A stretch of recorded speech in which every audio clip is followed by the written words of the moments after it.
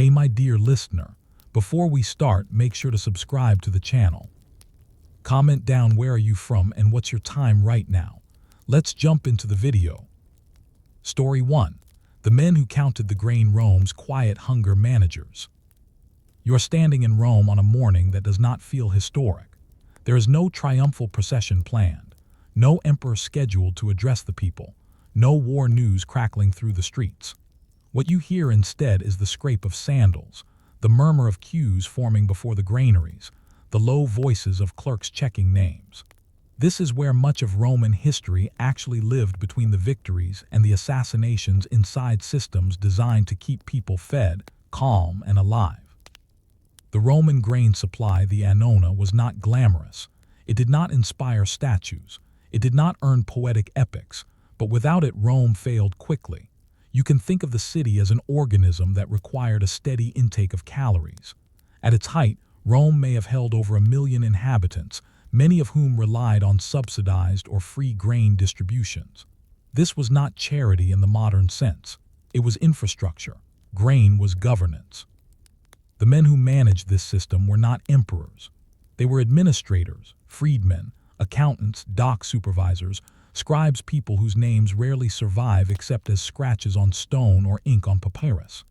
They worked in offices near the Tiber, in warehouses along the riverbanks, in counting rooms that smelled faintly of dust and rot. Their days were shaped by measures and weights, by lists and tallies, by the slow arrival of ships from Egypt, Sicily, and North Africa. If you follow one of them, let's call him Lucius, a name common enough to be plausible, you would find a routine built around waiting. Waiting for barges to be unloaded. Waiting for reports from Ostia, Rome's port. Waiting for confirmation that the Nile flood had been sufficient this year. The Nile mattered more to Rome than most Romans ever saw. When it flooded well, Egypt produced surplus grain. When it did not, the price of bread in Rome crept upward, and unrest followed close behind. Lucius does not debate philosophy. He checks figures. He knows how many modi of grain a ship should carry, how much is lost to spillage, how much disappears to rats. He knows that shortages do not announce themselves all at once. They begin as small discrepancies, as numbers that do not quite align. A missing sack here, a delayed shipment there. His job is to notice before anyone else does. The distribution itself is quiet and repetitive. Citizens eligible for the grain dole line up on assigned days. Tokens are checked. Names are marked. Grain is weighed and handed over. No speeches are made. No applause follows. Yet this ritual, repeated month after month, keeps the city breathing. When it fails, the crowd does not remain quiet. Rome learned this lesson early. By the late Republic, grain shortages had already fueled riots and political violence. Leaders like Gaius Gracchus had tied their popularity to grain laws. By the time of Augustus, the system was formalized, centralized, and guarded. The emperor took personal responsibility for the grain supply, not because it was interesting, but because it was dangerous to neglect. You might imagine Lucius feeling pride in this role, but the work is more exhausting than satisfying. There are no days off when the river floods unexpectedly or when a shipment arrives early. There is no praise when things go smoothly. Success is silence. Failure is noise, angry noise.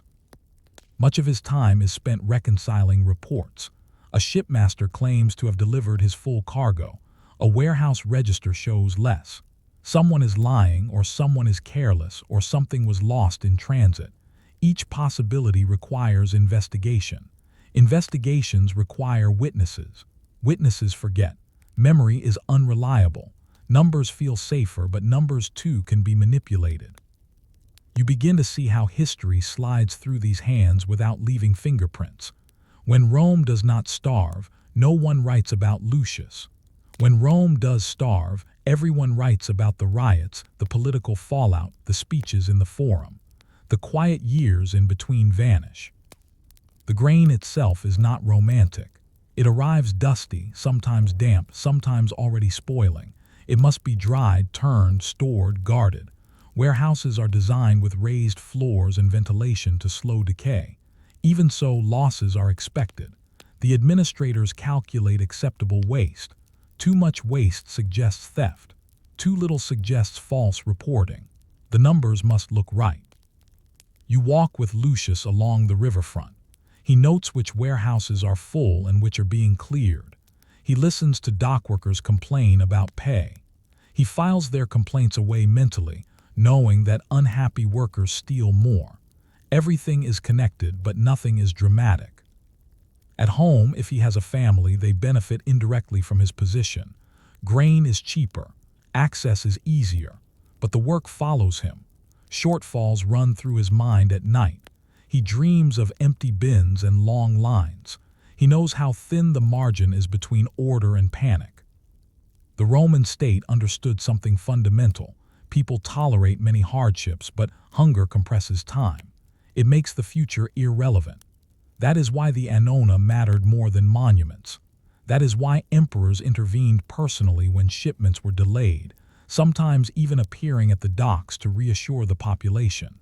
Not because they loved logistics, but because they feared its absence. What you rarely hear is how ordinary and methodical this fear was managed. There were forms. There were schedules. There were penalties for late delivery and bonuses for efficiency. The empire ran on paperwork as much as on legions. While armies marched at the edges, clerks like Lucius kept the center intact. As the years pass, the system adapts. New ports are developed. Storage techniques improve slightly. Administrative titles change, but the basic rhythm remains. Ships arrive. Grain is counted. People eat.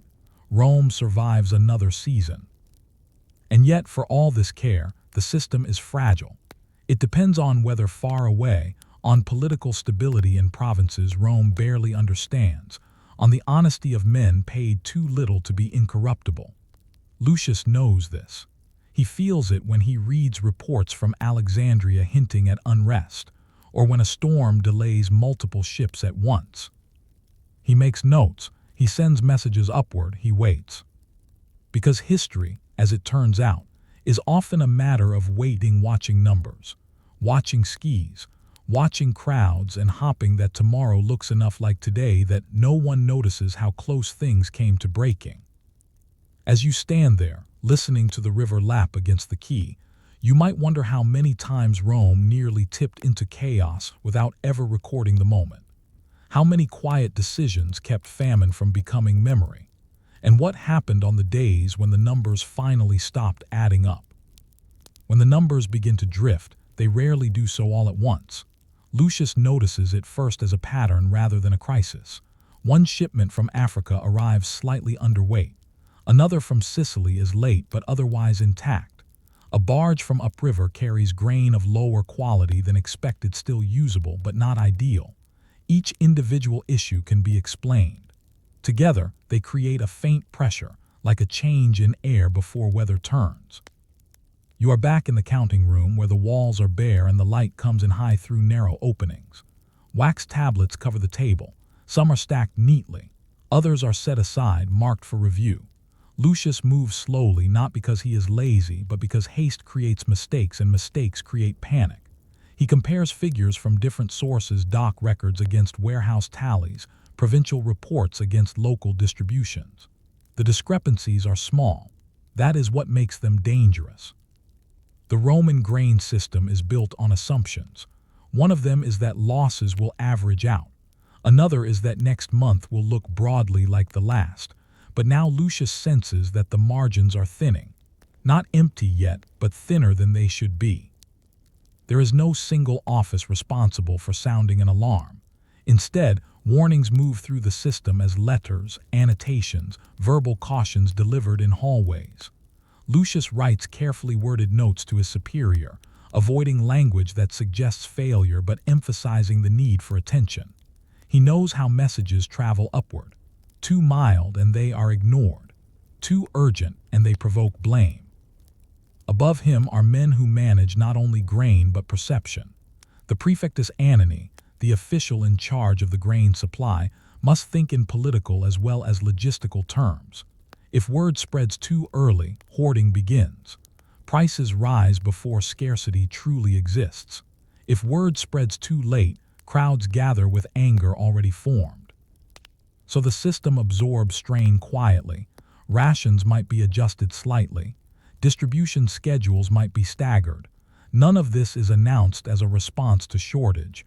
It is framed as efficiency, reorganization, improvement. Most people do not notice. That is the goal. You walk through the city with Lucius as he conducts inspections. He visits bakeries to check bread weight and quality. Bakers are required to sell at controlled prices when grain is subsidized.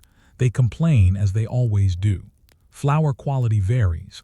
Fuel costs rise. They insist margins are impossible. Lucius listens, nods, records nothing. Complaints are constant. Trends are what matter. In the markets, you see grain being sold privately as well. Not everyone relies on the dole. Merchants watch the same signs Lucius does, but from a different angle. They track prices, not quantities. A small rise in cost can signal coming trouble. Merchants respond by holding stock, waiting for higher returns. The state responds by releasing grain to stabilize the market. It is a quiet tug-of-war. The complexity of it all is invisible to most citizens. They see bread on the table or they do not. They do not see the ledgers, the negotiations with shipowners, the letters dispatched across the sea asking for status updates. They do not see the tension in offices when reports from Egypt arrive late, or the relief when they finally come with good news. Egypt is the keystone. By the early empire, it supplies a large portion of Rome's grain. This dependence creates anxiety. The Nile flood determines yields. Political stability determines whether grain moves at all. When the flood is low, administrators prepare contingency plans, additional shipments from other provinces, increased reliance on stored reserves. None of these are perfect substitutes. Lucius remembers earlier years when the Nile failed. He was younger then, lower in rank, but he remembers the speed with which calm dissolved. Lines grew longer. Voices rose. Rumors spread faster than facts. He remembers standing in a distribution queue, overseeing weights, while people watched his hands as if he personally controlled abundance. Now, as an experienced administrator, he understands that perception is half the battle. The sight of full warehouses reassures even if the numbers inside are barely sufficient. The timing of distributions matters as much as their size. Delay creates suspicion. Regularity creates trust. But regularity is harder to maintain when ships are delayed. Storms in the Mediterranean are unpredictable. A single storm can scatter a convoy, damage cargo, or force ships to seek shelter for weeks. Each delay forces recalculation. Each recalculation introduces risk. Inside the warehouses, grain is rotated to prevent spoilage. Older grain is distributed first. But when reserves are stretched, rotation becomes more aggressive. Grain that might once have been held back is now released. The future is being borrowed from quietly. Lucius signs off on a release he would have hesitated to approve in earlier years. The quality is acceptable, barely. He knows most recipients will grind it into flour and bake it without complaint. Hunger lowers standards. Still, he notes the decision. Every deviation is recorded, if only for self-protection. You begin to sense how much of Roman stability rests on this kind of careful compromise. The empire is often described as rigid, authoritarian, imposed by force. But here, in the grain system, it looks more like constant negotiation with reality. Whether human behavior, decay, all are accommodated rather than conquered. Communication remains slow. Messages to Egypt take weeks. Responses take weeks more. In the meantime, administrators act on incomplete information. They plan based on probabilities. They prepare for scenarios that may not occur. Most of this preparation is invisible because, when successful, nothing happens. At night, Lucius walks past the distribution sites. They are quiet now. During the day, they are places of order. Lines move. Guards watch. Clerks check lists. But he knows how quickly order can turn. He has seen it elsewhere in other cities. Rome is not immune, only buffered. There are meetings now, more frequent than before. They are not called emergencies, but everyone knows why they are happening. Reports are reviewed. Optimistic interpretations are favored. No one wants to be the first to say the system is under real strain. To say it aloud is to invite consequences. Lucius finds himself thinking less about numbers and more about timing. How long can reserves last if shipments continue at this pace? How much adjustment can citizens tolerate without noticing? How many small compromises can be made before they add up to something undeniable? This is the space where history usually slips away. Not the moment of collapse, but the months before, filled with incremental decisions made by people trying to avoid collapse at all costs. These decisions rarely appear in chronicles. They are too technical, too dull, too uncertain. And yet somewhere in these ledgers the future is already being shaped. A slightly delayed shipment, a slightly reduced ration, a slightly more anxious administrator. None of it feels decisive. All of it matters. As Lucius closes the tablets for the day, he cannot tell whether the system is stabilizing or merely holding its breath. The reports from Egypt are still incomplete. The weather remains unpredictable. The city sleeps, fed for now, unaware of how closely its calm depends on forces far beyond its walls. You might ask yourself what happens when waiting is no longer enough, when the margins disappear entirely, and the quiet adjustments can no longer hide the strain. How does a system designed to prevent hunger respond when hunger begins to press back? The moment when balance finally shifts does not arrive with ceremony. There is no single morning when Lucius wakes to find the granaries empty or the crowds already shouting. Instead, there is a day when several small things go wrong at once, and the system designed to absorb one problem at a time finds itself stretched too thin. It begins with confirmation from Egypt. The Nile flood was lower than hoped, not disastrous but insufficient to produce the surplus Rome expects. The message is written in careful language, padded with reassurance, but Lucius reads it with a practiced eye. He knows what is not being said. Next year's shipments will be lighter, possibly much lighter. On its own, this would be manageable. Rome has reserves. Alternative suppliers exist. But on the same week, storms delay 2 convoys from Africa. A warehouse inspection reveals unexpected spoilage in a storage area thought to be secure. None of these issues are catastrophic. Together, they erase the remaining margin. You are with Lucius in the administrative offices when the tone changes. Voices are still low, but the conversations are shorter. Decisions are made faster, with less debate. The emphasis shifts from optimization to containment. The goal is no longer to run the system well, but to prevent visible failure. Ration adjustments are discussed openly now, though still framed carefully. Officially, distributions remain unchanged. Unofficially, weights are recalibrated. A handful of grams less per person is imperceptible to most. Across hundreds of thousands of recipients, it preserves thousands of measures of grain. The math is simple. The ethics are more complex, but there is no time for philosophy. Lucius signs the authorization with a steady hand. He tells himself that this is why the system exists, to make such decisions before desperation takes over. Still, he avoids the distribution sites for a few days afterward. He does not want to watch the grain fall into baskets and know exactly how much is missing. Rumors begin anyway. They always do. Someone claims the bread is smaller. Someone else claims officials are stealing. In taverns and markets, speculation spreads faster than confirmation. The state responds not with announcements but with visibility. Officials appear in public spaces. The emperor's representatives tour the docks. Grain is moved conspicuously, even if only from one warehouse to another. The appearance of motion suggests abundance. Lucius understands this theater. He helps plan it.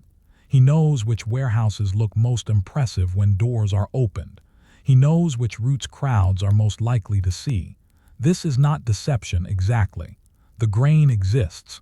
It is simply being staged. The tension peaks not in the forum but in the paperwork. Reports grow denser. Margins are recalculated daily. Contingency plans are activated quietly.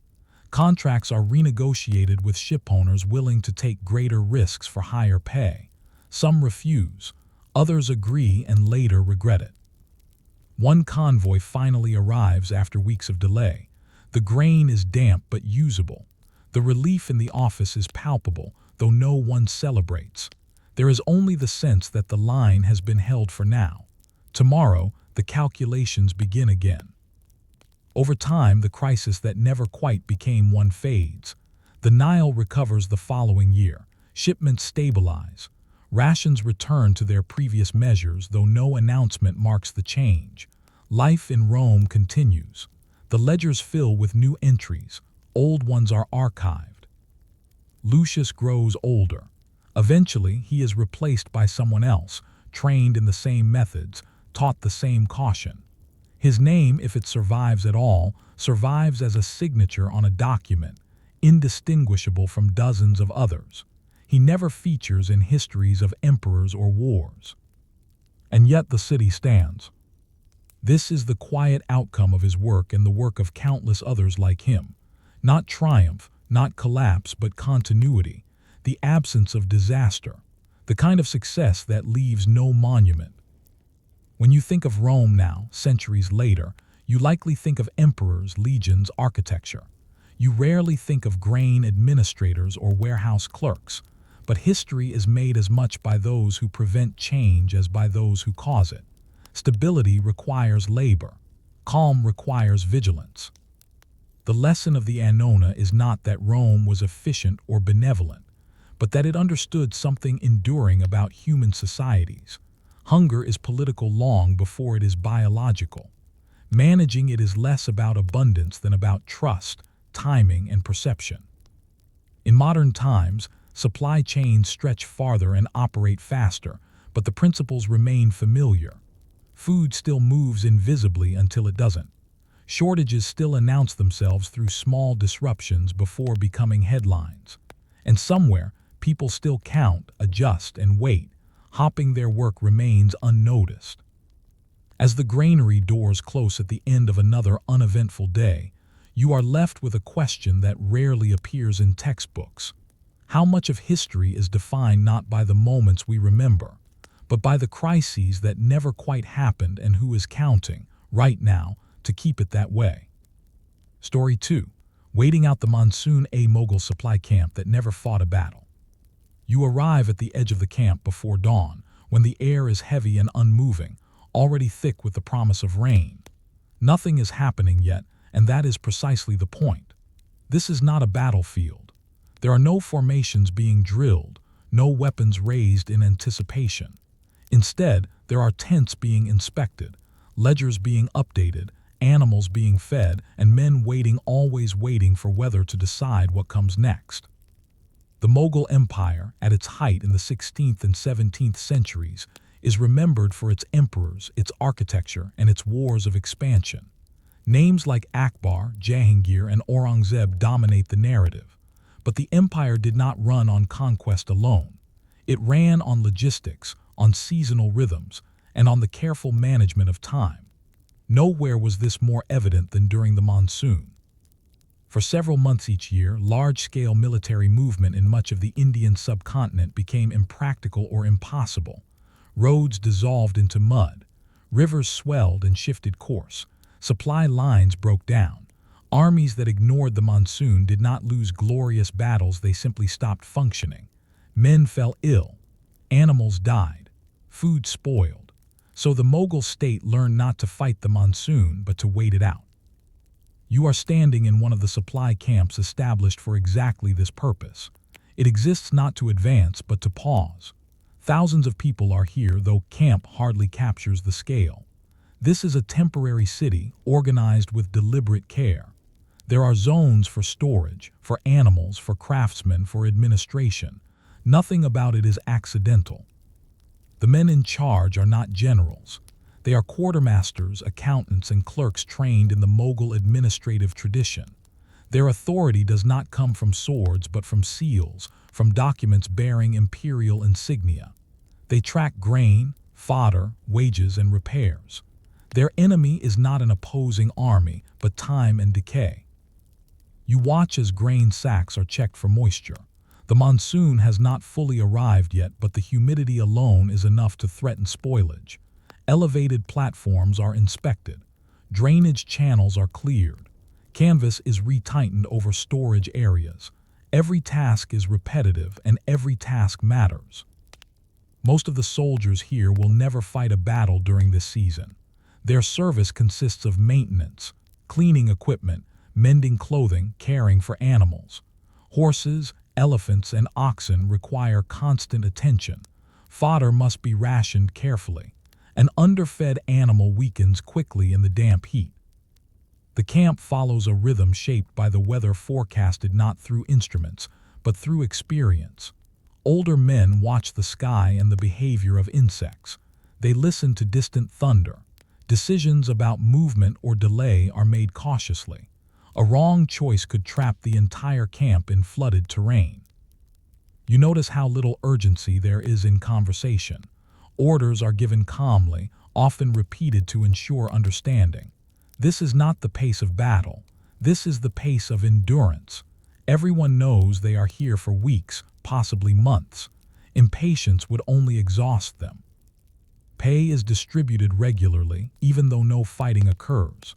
The Mughal state understands that idle soldiers without pay become restless. Coins are counted.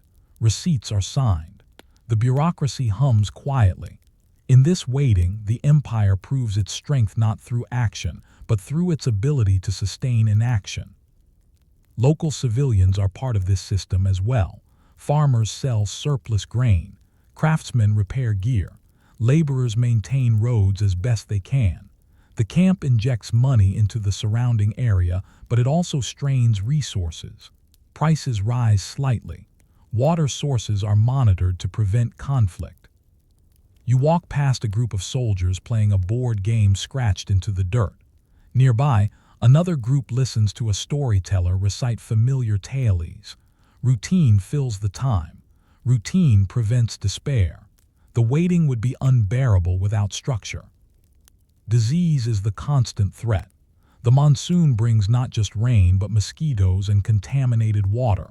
Medical staff circulate, checking for fevers, isolating the sick. Records are kept. Deaths are noted without ceremony. They are expected, but they must be contained. From the imperial perspective, this camp is a success precisely because nothing happens. No supply crisis erupts. No mutiny occurs. No sudden retreat becomes necessary. When the monsoon finally passes, the army will still exist, intact and ready to move. But no chronicles dwell on these months. They are summarized, if at all, as delays, as pauses between campaigns. The names of the administrators who made survival possible are not preserved. Their reward is continuity. As rain finally begins to fall in earnest, drumming softly on canvas and earth, you realize how much power lies in the ability to wait correctly. Not to rush, not to retreat, but to hold position until conditions change. And you might find yourself wondering, how many empires endured not because of decisive action, but because they learned when not to act at all, and what quiet failures happened in the camps that did not wait well enough. As the days lengthen into weeks, the camp settles into a version of normal that only exists during prolonged waiting. The rain arrives not as a single event, but as a gradual claiming of the landscape. First, the air thickens. Then the ground softens. Finally, the sky opens with a consistency that reshapes how time itself is measured. Days are no longer counted by movement, but by maintenance. You wake with the camp before sunrise. The sound of rain on canvas has become so constant that it fades into the background like breathing. Paths between tents are reinforced with planks and packed earth. Even so, mud creeps in everywhere. Sandals are rinsed repeatedly. Clothing never fully dries. The clerks note increased wear on equipment, a predictable expense during monsoon months. The supply officers adjust their calculations. Grain consumption increases slightly in damp weather. Fires burn longer to dry clothes and cook food. fuel use rises. Nothing dramatic, just enough to matter. Each small adjustment ripples through the ledger, forcing compensations elsewhere. A little less fodder here, a postponed repair there. You sit in on a supply meeting held under a large tent supported by thick wooden poles. The men present speak in measured tones. They refer to scrolls and bound records, some already showing water damage despite precautions. The discussion is not about strategy or enemies. It is about storage elevation, latrine placement, and the rotation of guard duties to prevent exhaustion. Disease reports are reviewed daily now. Cases of fever have increased as expected. Most are mild. A few are not. The medical officers recommend stricter water controls. Wells are tested visually and by taste. Access is limited. Guards enforce rules that would seem excessive in drier months. Everyone understands the reason, even if they resent the inconvenience. The camp population fluctuates slightly as messengers arrive and depart. Their journeys are slow and uncomfortable. Roads have become unreliable. Messages that would normally take days now take weeks. This delay shapes decision-making. The camp leadership is forced to act with greater autonomy, relying on general guidelines rather than direct orders. You notice how authority operates differently here. Rank still matters, but competence matters more. A junior officer with deep experience of monsoon seasons may be listened to more closely than a senior one newly arrived from drier regions. Knowledge is practical, earned through discomfort. Animals demand constant attention. Horses develop hoof problems in the wet conditions. Elephants, though more resilient, require careful monitoring to prevent infections. Veterinary staff are busy. Losses are recorded with resignation. Replacement is impossible until movement resumes. Despite all this, morale is carefully managed. Religious observances continue. Festivals are marked in subdued ways. Food distributions include small variations when possible, a gesture meant to signal care. Storytellers are paid from imperial funds, an expense justified not by utility but by necessity. Boredom erodes discipline as surely as hunger. You begin to see how the Mogul state understands human endurance. Waiting is not passive. It must be actively supported.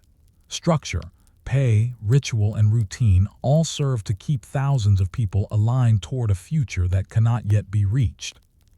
Outside the camp, the surrounding countryside changes. Fields flood. Villages adapt. Some locals profit from supplying the camp. Others struggle as resources are diverted. The administrators track these effects loosely. Their responsibility is the army, but they know unrest beyond the camp can seep inward if ignored.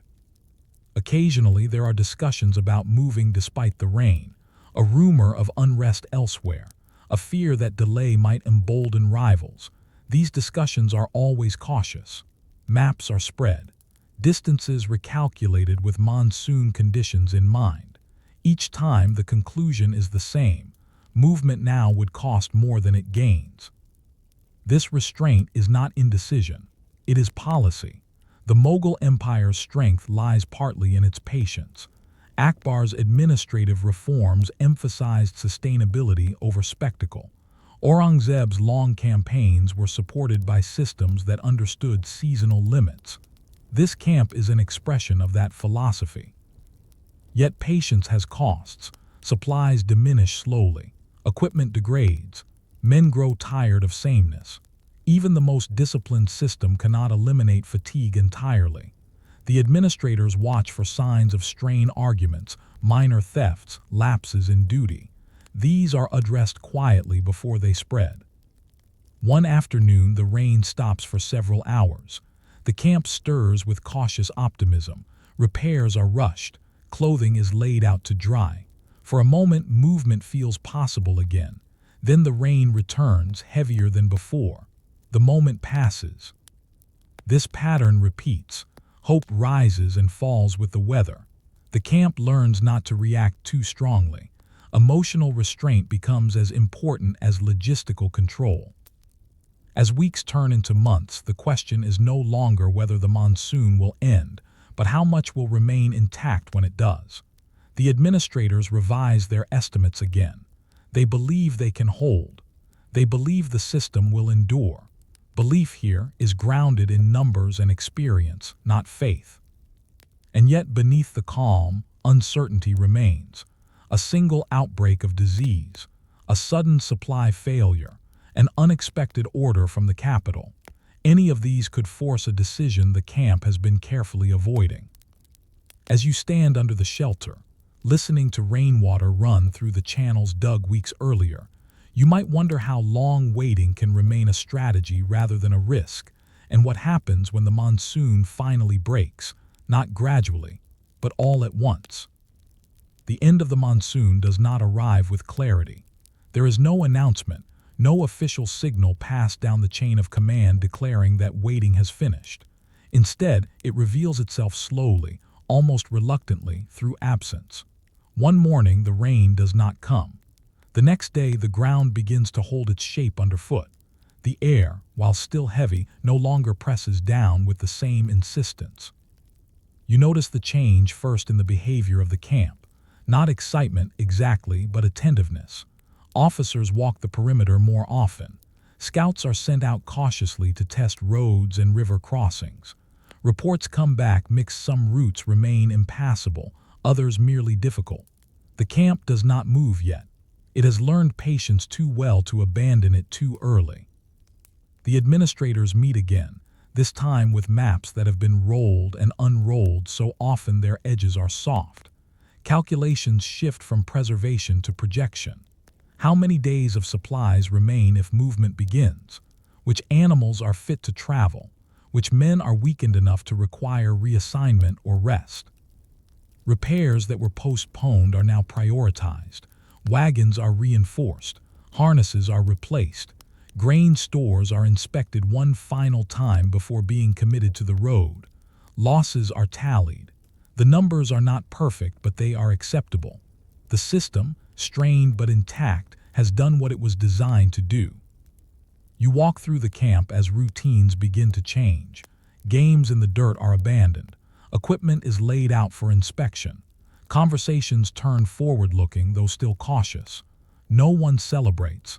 Celebration would tempt fate. Instead, there is a collective readiness, a quiet agreement that waiting has served its purpose. Orders are issued incrementally. First to prepare, then to pack, then to move in stages. The camp does not dissolve all at once. Units depart in planned intervals to avoid congestion and to allow reassessment if conditions worsen again. The monsoon has taught them not to trust improvement until it proves consistent. As the first column moves out, the ground bears the weight better than expected. There is mud, but not paralysis. Progress is slow but real. The camp that once existed solely to pause now fulfills its final function, enabling movement without collapse. Behind them, little remains. Temporary structures are dismantled or abandoned. Drainage channels fill in naturally. Within weeks, there will be little evidence that thousands of people waited here for months. No marker will be raised. No chronicler will linger on the site. From an imperial perspective, the monsoon season is recorded briefly. Campaign delayed, troops held, operations resumed. The supply camp is not mentioned by name. Its success is implied by the fact that the army continues. For the people who lived there, however, the memory is physical. The feel of damp clothing that never dried. The sound of rain on canvas. The discipline required to do nothing when doing nothing felt unbearable. They carry that memory forward into future campaigns, into other seasons of waiting. This camp never fights a battle. It never captures a city or defends a border. And yet, it shapes outcomes. Armies that survive the monsoon intact go on to fight wars that are remembered. Armies that do not survive never reach the point of decision. What you see here is a different kind of power. Not the power to act decisively, but the power to endure correctly. To recognize that sometimes the most important choice is to pause, to maintain, to resist the urge for visible progress. In modern terms, it resembles systems designed to absorb shock reserves held back, redundancies maintained, downtime accepted as necessary rather than wasteful. These systems are often criticized until the moment they are needed, and forgotten again once they work. As the last elements of the camp disappear into the drying landscape, you are left with a familiar historical silence. No monument, no story told loudly enough to survive on its own. Only the absence of disaster, the continuation of empire.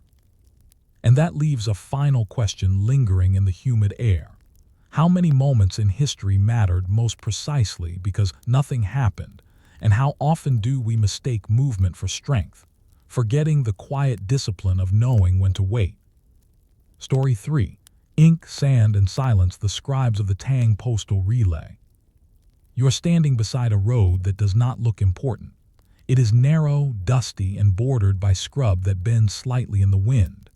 There are no banners, no guards in armor, no sense that this place matters. And yet, if you were to trace this road far enough across rivers, over passes, through towns whose names have shifted or vanished, you would find that it connects an empire to itself.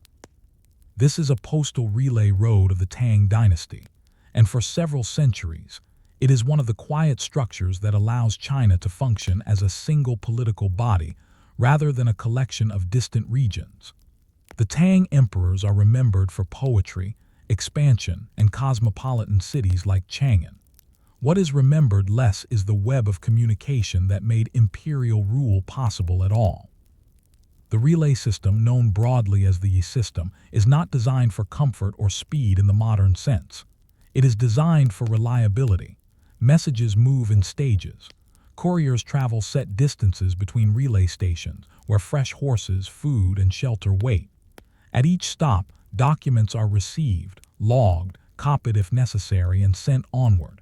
This is where the scribes live. You enter one of these relay stations in the early morning before the heat has fully settled in. The building is practical, built of packed earth and timber. Inside, it smells of dust, ink, and animals. There is movement but no rush. The day's messages have not yet arrived, but preparations are underway.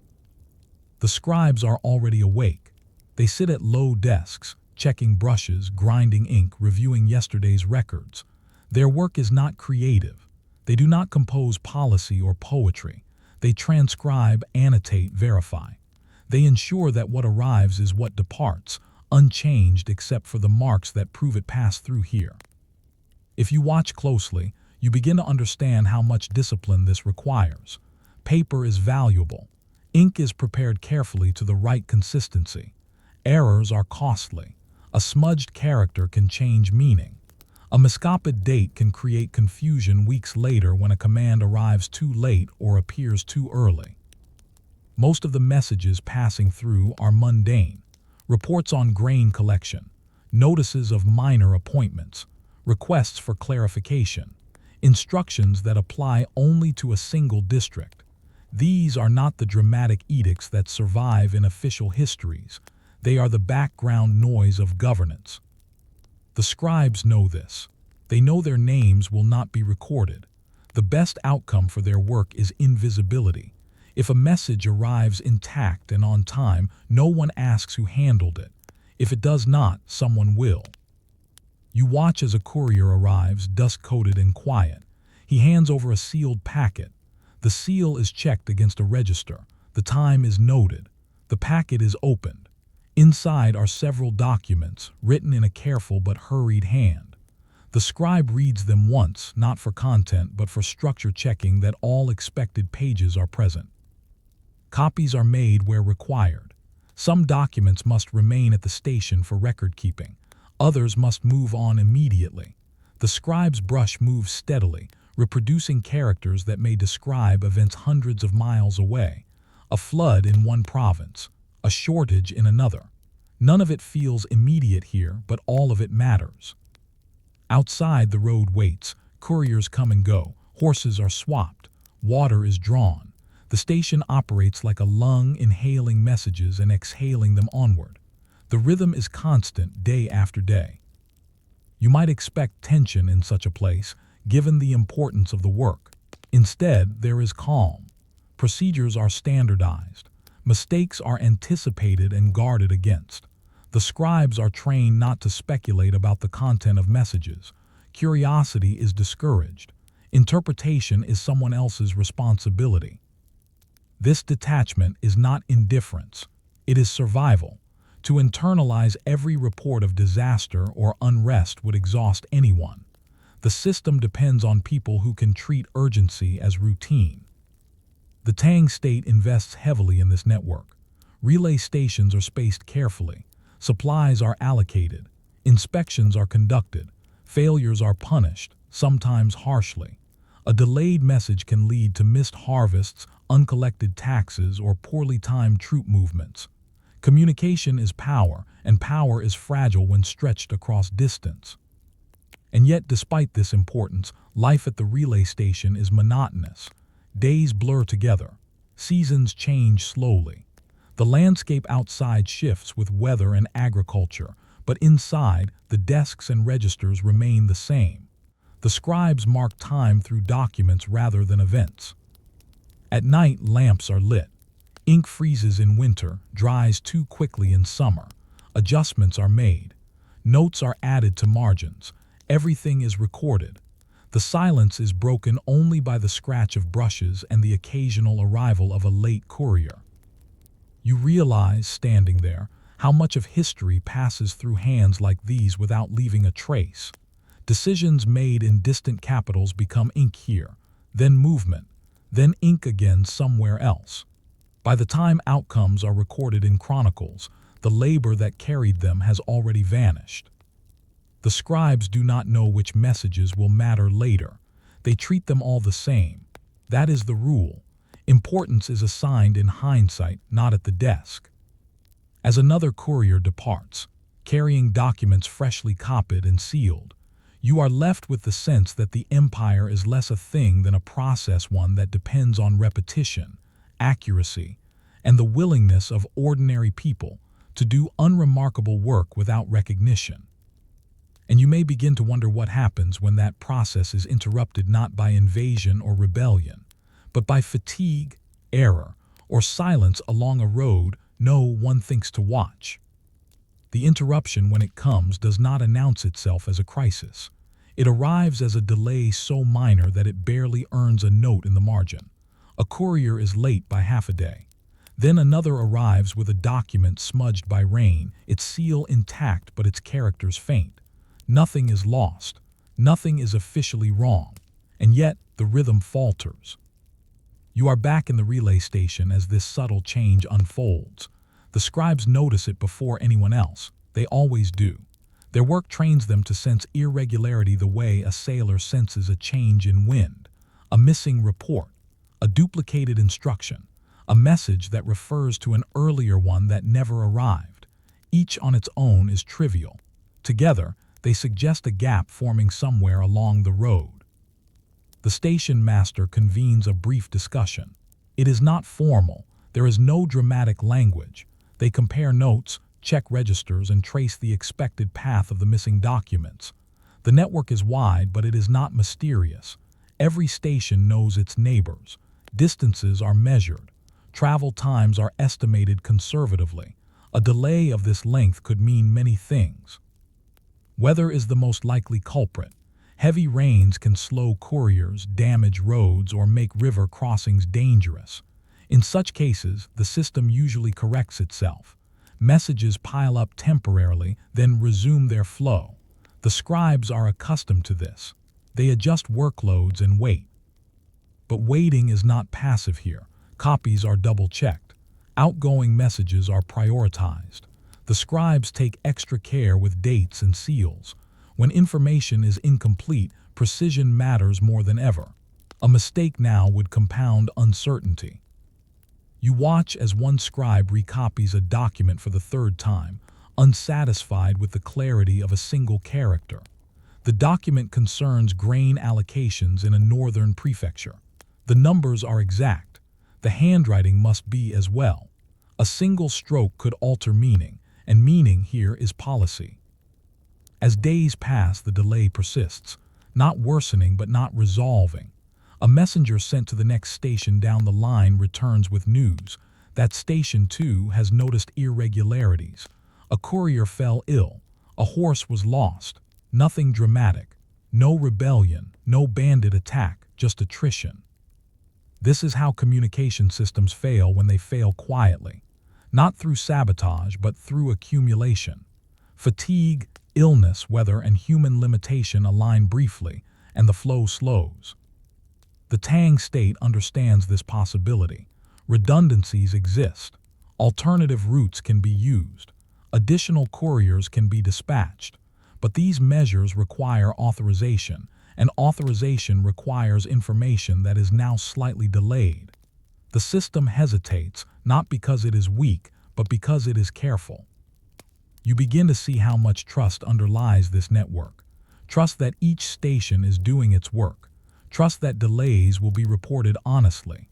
Trust that no one will hide a problem to avoid punishment. This trust is enforced by inspections and penalties, but it is still trust. The scribes feel the pressure of this trust. They are not responsible for the missing messages, but they are responsible for everything that passes through their hands. Their records must be impeccable. If an investigation comes, the registers will speak for them. So they write more. Marginal notes expand. Times are recorded more precisely. Explanations are added where none were required before. The paperwork thickens, not because more is happening, but because uncertainty demands documentation. Outside, the road remains unchanged. Dusk gathers. Wind moves sand in small, repetitive gestures. A passerby would see nothing unusual. The empire's difficulty is invisible here, contained within ledgers and expectations. Eventually, a courier arrives carrying a bundle larger than usual. Inside are several delayed messages, bundled together and sealed again at an intermediate station. An explanation is attached. Flooded roads, temporary rerouting, illness among riders, all reasonable, all sufficient. Relief moves through the station quietly. There is no announcement. The scribes simply resume their earlier pace. The backlog is processed methodically. Copies are made. Seals are checked. The network exhales. But something has changed. The scribes now know, viscerally, how thin the line is between flow and stoppage. They knew it intellectually before. Now they have felt it in their schedules, in the slight tightening of conversation, in the extra care taken with every stroke. One of them remarks casually that if the delay had lasted another week, instructions might have crossed incorrectly. A tax collection order could have arrived after a revision. A local official might have acted on outdated information. No disaster, perhaps, but friction, inefficiency, confusion. History is full of such moments, though they rarely appear as moments at all. A command arrives late. A response arrives early. Two decisions pass each other on the road, each made in ignorance of the other. The result is not collapse but drift. The Tang dynasty, like all large states, spends much of its energy correcting drift, not revering catastrophe, but nudging systems back into alignment. The postal relay is one of its most important tools for this, and its most vulnerable. You notice that the scribes do not discuss the content of the delayed messages, even now. Professional discipline holds. They care about order, not outcome. Outcome belongs to officials elsewhere, to generals, to emperors. Here, the task is continuity. As evening falls, the lamps are lit again. The day's work concludes. Registers are closed. Tomorrow will resemble today as it usually does. The interruption has passed without consequence this time. But the awareness remains. The knowledge that silence on the road is not always peaceful, that sometimes it is the first sign of strain, and that the empire's voice, carried by ink and paper, depends on people who must notice absence as carefully as presence. As you step back onto the road, watching another courier disappear into the distance, You might find yourself asking what happens when silence lasts longer than expected, when messages stop not for days, but for weeks, and how long an empire can remain coherent when its words can no longer find their way home. When silence stretches beyond what experience can explain, it stops being an inconvenience and becomes a condition. Not a crisis, yet no alarms are raised, but something heavier settles over the relay station. You feel it in the way conversations shorten, in the extra time scribes spend staring at registers before closing them for the night. This time, the road does not correct itself.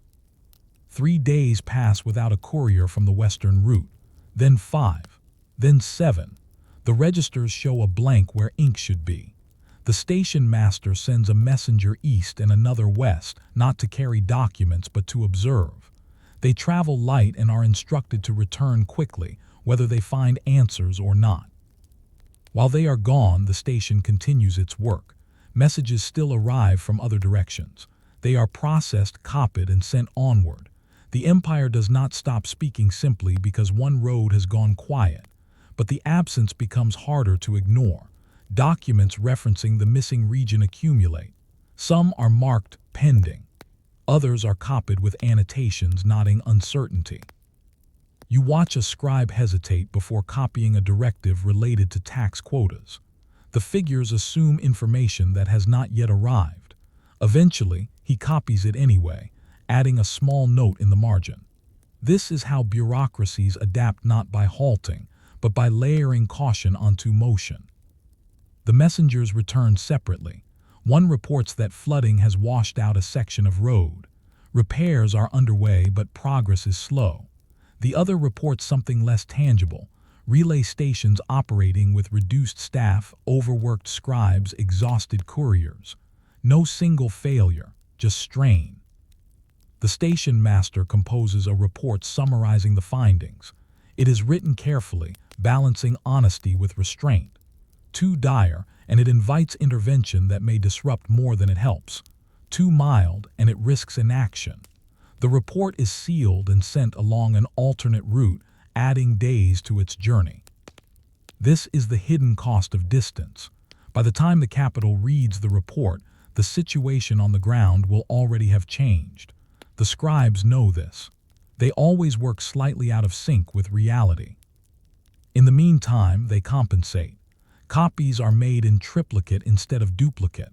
Outgoing couriers are instructed to wait longer at the station before departing, allowing for consolidation of messages.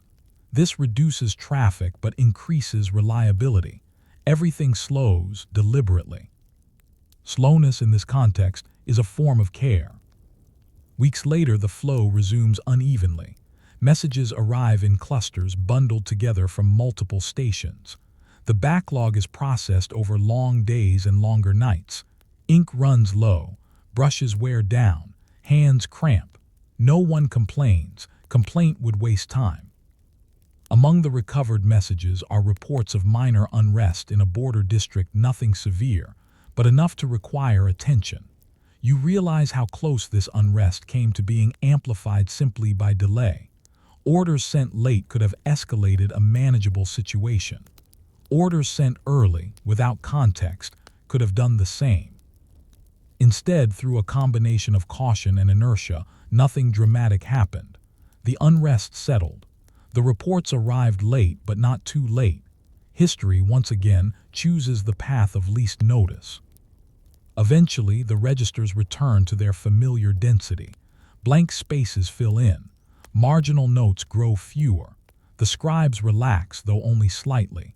They have learned what silence can mean, and they will not forget it quickly.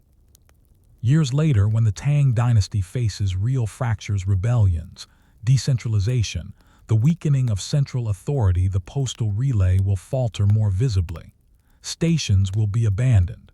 Couriers will stop arriving at all. Communication will fragment, and with it, control.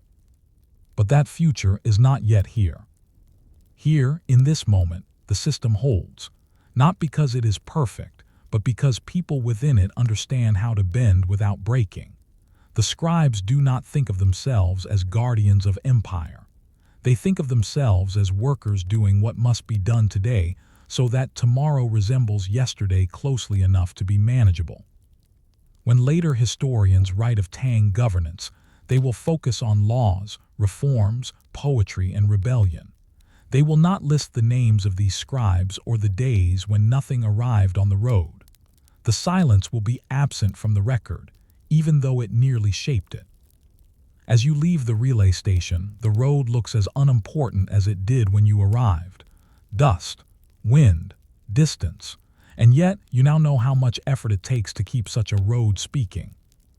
Which leaves you with a quiet question to carry forward.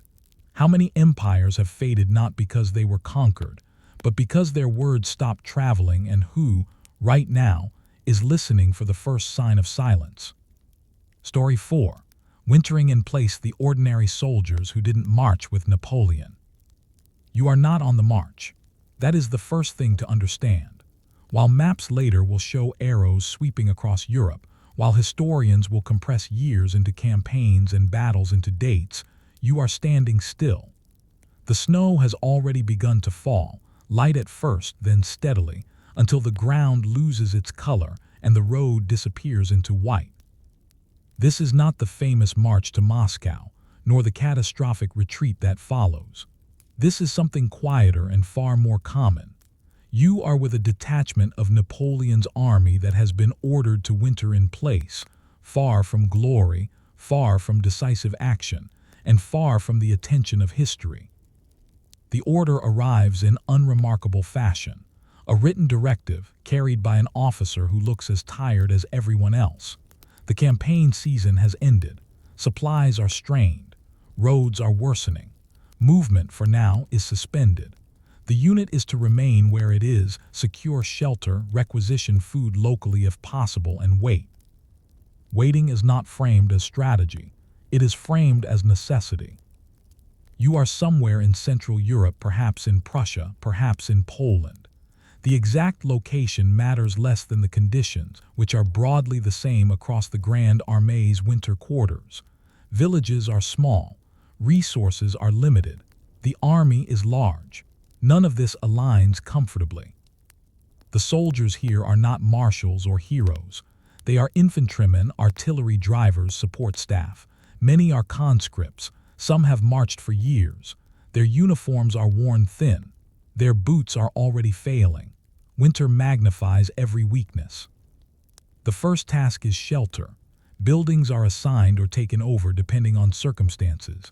Barns, homes, churches, and storage sheds are repurposed. Men crowd together for warmth. Straw is spread on floors. Windows are patched with cloth. Smoke hangs low inside, making eyes water. You notice how quickly hierarchy softens. Rank still exists, but survival flattens it. Officers negotiate with villagers for food and firewood. Soldiers are sent out in small groups to gather what they can. Requisition orders are written, but compliance varies. Some locals cooperate. Others hide supplies or flee. Napoleon's army is famous for living off the land, but winter exposes the limits of that approach. Fields are bare. Livestock is scarce. What exists must last both the villagers and the soldiers until spring. This tension is never resolved, only managed. Food becomes monotonous and insufficient. Bread, when available, is dense and stale. Meat is rare. Soups are stretched thin. Rations are calculated carefully, but calculations assume supplies that do not always arrive. Hunger does not strike suddenly. It settles in gradually, a dull presence. Disease follows. Crowded quarters and poor nutrition weaken resistance. Coughs spread. Fevers appear. Medical care is minimal. Surgeons do what they can, but supplies are limited. Records are kept, but deaths are rarely remarked upon individually. They accumulate quietly. You walk through the winter quarters and see men mending uniforms with whatever thread they can find. Others repair boots, cutting leather from abandoned equipment or local sources. Fires are tended obsessively. Wood is life. Theft of firewood is punished harshly, not because of discipline, but because it threatens everyone. Time stretches. Days blur together. Drills are reduced.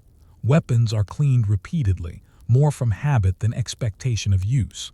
Letters from home are rare and often outdated by the time they arrive. News of the wider war comes in fragments. The soldiers speculate constantly. Will they move again soon? Will spring bring another campaign? Will this place become another name carved into memory, or will it be forgotten entirely? No one knows. The officers often know little more than the men. Napoleon's image looms over everything but faintly here. He is far away, moving pieces on a board this unit cannot see. Orders arrive sporadically. Each one reshapes expectations, then is absorbed into routine. You realize that most soldiers in Napoleon's wars spend far more time waiting than fighting. They wait for orders, for supplies, for weather to change. History remembers the moments when they move. It forgets the long months when they do not. Wintering in place is not dramatic. There are no charges, no banners, no decisive moments. There is only endurance, the ability to wake up, eat what little there is, keep warm, and avoid illness for one more day. And as the snow deepens and the roads remain impassable, you might begin to wonder how many armies have been shaped less by the battles they fought than by the winters they survived or failed to survive far from any place history chose to remember. Weeks stretch into months, and the initial novelty of snow and stillness fades into monotony that gnaws at both body and mind. You are now fully immersed in the rhythm of waiting. Morning brings the same cold air, the same frost-covered ground, the same ritual of breaking ice to fill water containers. There are no new orders yet. The command structure is largely silent, leaving men to their own devices, though never without oversight, for discipline is never suspended entirely. Daily routines become critical. Soldiers rotate duties, chopping firewood, reinforcing shelters, distributing rations, caring for horses and wagons. Each task feels minor, almost trivial, yet the system relies on them. A forgotten fire, a poorly tended animal, a miscounted ration, each small lapse compounds over time and may become the difference between life and death in this frozen landscape. Food scarcity grows steadily.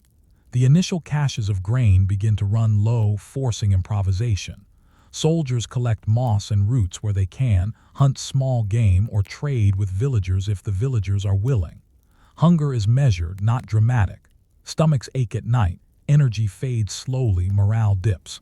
Complaints are whispered, not shouted. Discipline demands that frustration remain contained. Winter exposes the fragility of equipment. Muskets rust, gunpowder dampens, leather boots and straps crack. Sewing and repair become forms of survival. You watch a group of men cobble together replacements from scraps, their fingers numb, working over smoldering embers. Ingenuity, quiet and repetitive, becomes more essential than courage or skill with weapons. Illness is constant. Frostbite, coughs, fever, these appear and pass unpredictably. Medical supplies are limited and surgeons work in cramped spaces. Deaths are recorded mechanically, usually in small ledgers tucked away from sight. There is no public mourning, no epic tribute. Life continues, quiet and persistent despite these losses. Beyond the immediate necessities, the mind suffers. Letters from home are rare and delayed. Rumors of victories and defeats travel unevenly. Soldiers speculate endlessly, trying to make sense of distant campaigns in an environment where their influence is negligible. Some cling to hope, others descend into listless despair. Sleep itself becomes a form of reprieve, though uneasy and broken by cold. Command attempts to maintain some semblance of morale. Drill continues, but it is less about preparation for battle and more about keeping bodies active. Games, storytelling, and music are allowed when possible. Small comforts, a hot meal, a dry blanket, a moment of laughter are treasured. These are as strategic as any maneuver, for endurance depends on mental resilience as much as physical. You walk among the tents and notice the careful attention to detail. Men take note of weak points in shelters. Firewood is stacked methodically. Water containers are elevated to prevent freezing. Even in the absence of orders, structure emerges from necessity. Routine is survival, and routine is power. Occasionally, officers issue minor instructions, redistribute rations, inspect quarters, monitor watch rotations. Each instruction is absorbed mechanically. Compliance is more about self-preservation than loyalty. No one expects glory here, only continuity. Outside the immediate camp, nature dominates. Snowdrifts grow, trees bend under ice, paths vanish, horses struggle to find footing. Villages beyond the camp adapt to the season with varying success. The army relies on them, yet cannot burden them too heavily lest resentment or revolt arise. Negotiation becomes subtle, almost invisible. And yet, despite the monotony, the army survives. Not triumphantly, not dramatically, but incrementally, day by day. Each small act of maintenance, each careful ration, each inspection of equipment contributes to a larger, invisible achievement, keeping thousands alive long enough to march again. By midwinter, the soldiers have adapted. Habits have hardened. Sleep cycles follow light and temperature rather than orders. Food preparation has become ritualized. Maintenance of weapons and clothing has reached a near-automatic precision. Survival is no longer conscious effort, it is habit, embedded in muscle memory, in schedules, in routines. You may begin to realize that this is the essence of the wintering army. It is not action that defines them, but the absence of action. The survival of the unit depends not on engagement with the enemy, but on vigilance against the everyday adversaries of cold, hunger, and boredom. In this stillness, human resilience is tested quietly, invisibly. And as the days creep forward, you might ask, how many soldiers who never fought a famous battle contributed more to Napoleon's campaigns than those who charged into them, simply by enduring the slow, relentless march of winter? And what lessons about endurance and preparation are buried in the months history tends to overlook? Spring arrives slowly, hesitantly, almost as if nature herself is testing the patience of the men who have waded through months of snow and ice. At first, it is just a softening of the frost underfoot, the distant drip of melting snow, the smell of damp earth carried on a warmer breeze. But to the soldiers, it signals movement, the end of waiting, and the return to the relentless pace of campaigning. The camp begins to stir with purpose. Horses are exercised more rigorously. Wagons are inspected for repairs that winter has delayed. Weapons are cleaned and tested. Even soldiers who have grown numb to routine find themselves responding to the subtle shift. Survival alone is no longer sufficient. Readiness is required. Every preparation, every repair, every ration accounted for now becomes the foundation for action. The officers issue marching orders, carefully phased to avoid congestion and minimize risk. The unit moves not as one, but in staggered groups. Winter has taught them patience, and the lessons of careful packing are applied now to prevent the disasters of hurried departure. Frostbitten men left behind, broken wheels, exhausted horses collapsing under heavy loads. You walk alongside the soldiers as they break camp. There is no cheering, no ceremonial drumbeat. Movement is methodical. Each man carries his gear, watches his footing on muddy paths, checks his weapon. There is a quiet intensity here, born not of battle, but of months spent in survival. The knowledge that endurance alone matters, and that haste can undo everything painstakingly preserved. Food is scarce as the roads remain rough and villages still recover from winter. Officers ration carefully, balancing the need for strength with the need to conserve supplies until proper supply lines resume. A misstep could create a local crisis that echoes back through the command chain. Hunger that was manageable during winter now risks eroding morale in motion. Even the animals bear the imprint of waiting. Horses, oxen, and pack mules, once weakened by cold and poor forage, are now exercised gradually, coaxed into health with measured feedings. Veterinary officers circulate, attending minor injuries that could become major setbacks if ignored. Survival has always depended on attention to detail, and the lesson has not been forgotten.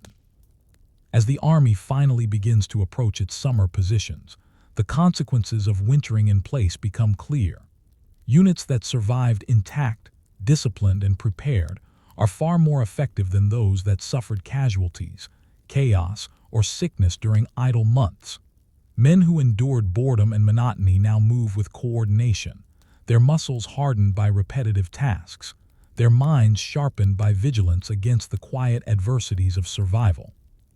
You notice the stark contrast between this unit and others who neglected preparation during winter quarters. Those units, scattered by disease, demoralized by hunger, or scattered by disorganized movements, struggle to catch up. The difference is not heroism, it is resilience. Not daring, but diligence. Napoleon himself will rarely see these soldiers or note their service. His campaigns are remembered for rapid advances, bold attacks, and dramatic victories. But armies are sustained not by the brilliance of generals alone, but by the quiet persistence of men who endure, day by day, when nothing seems to happen. Wintering in place leaves no monuments. Chronicles will compress months into a single line. Troops wintered in Prussia, and the story ends. Yet the survival of these soldiers enables the spring campaigns that follow. Without them, the army would arrive diminished, fractured, vulnerable. History's grand narratives depend on these invisible foundations. As you step back and watch the men march toward the distant horizon, you realize the paradox. The most consequential battles are often the ones never fought. The most heroic actions are sometimes measured in patience, discipline, and survival. The quiet labor of waiting, enduring, and preparing has shaped outcomes far more profoundly than the dramatic moments history chooses to remember. And as the unit disappears from view, you are left with a thought to linger. How much of military history, and indeed, of history itself, is determined not by action, but by the months and years of stillness, endurance, and preparation that rarely earn recognition, yet make every famous victory possible. Story 5. The cartographers who never left the office mapping the Ming Empire. You are sitting in a room filled with scrolls, ink stains, and the faint smell of wet paper. There are no mountains to climb, no rivers to ford, no forests to hack through. Yet the work here shapes how an empire sees itself, how it governs, and how it survives. This is the office of the Ming cartographers, men whose lives are spent drawing maps that few will ever look at, and even fewer will ever understand the labor behind. The Ming dynasty, which ruled China from 1368 to 1644, is often remembered for grand achievements. The voyages of Zheng He, the construction of the Forbidden City, the consolidation of power across vast territories. What is remembered less is the careful documentation of every river bend, every mountain pass, every village, and every administrative boundary that made governance possible.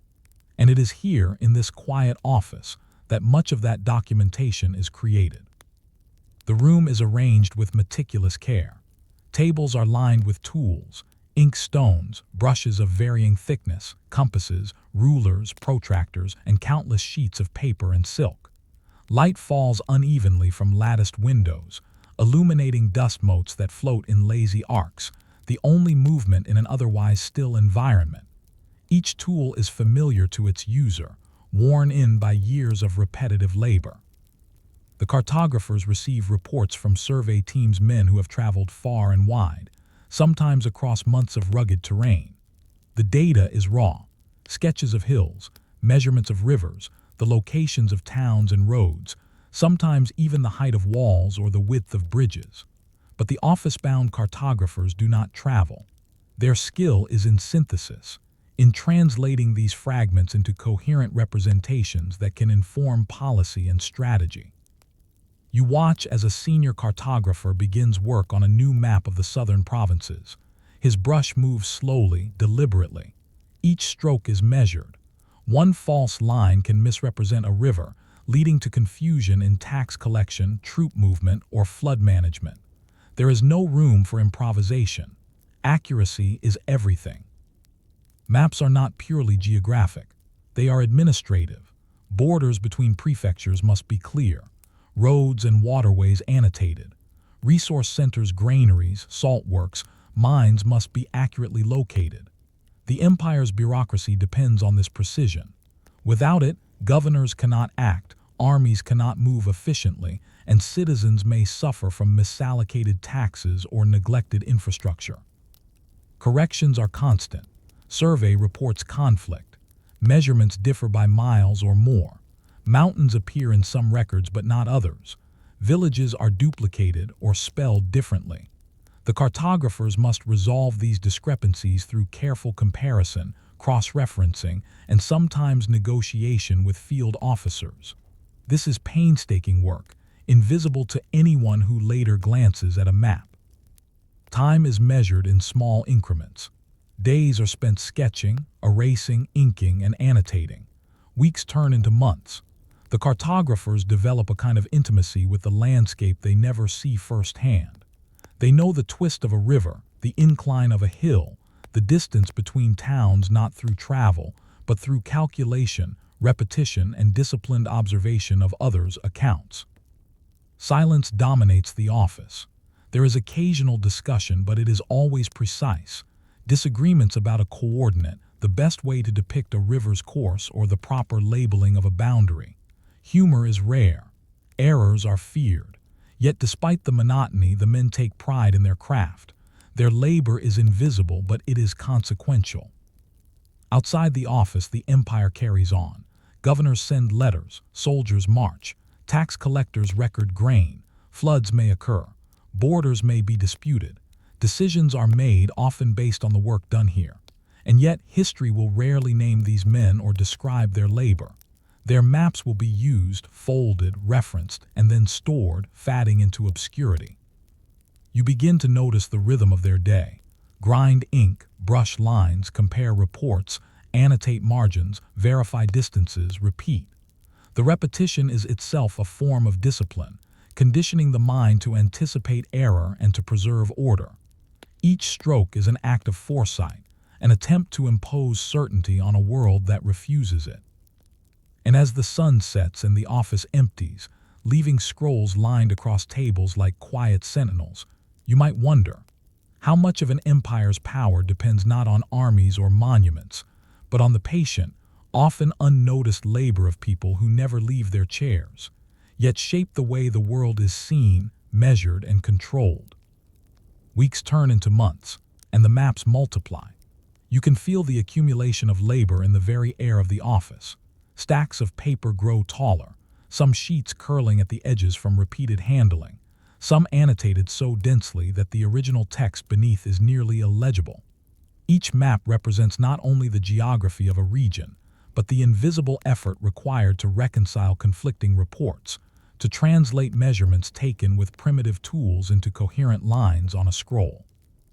You watch the senior cartographer lean over a map of the western provinces. He traces a river with his brush, then pauses to consult a ledger of measurements sent by a distant surveyor. The numbers conflict slightly.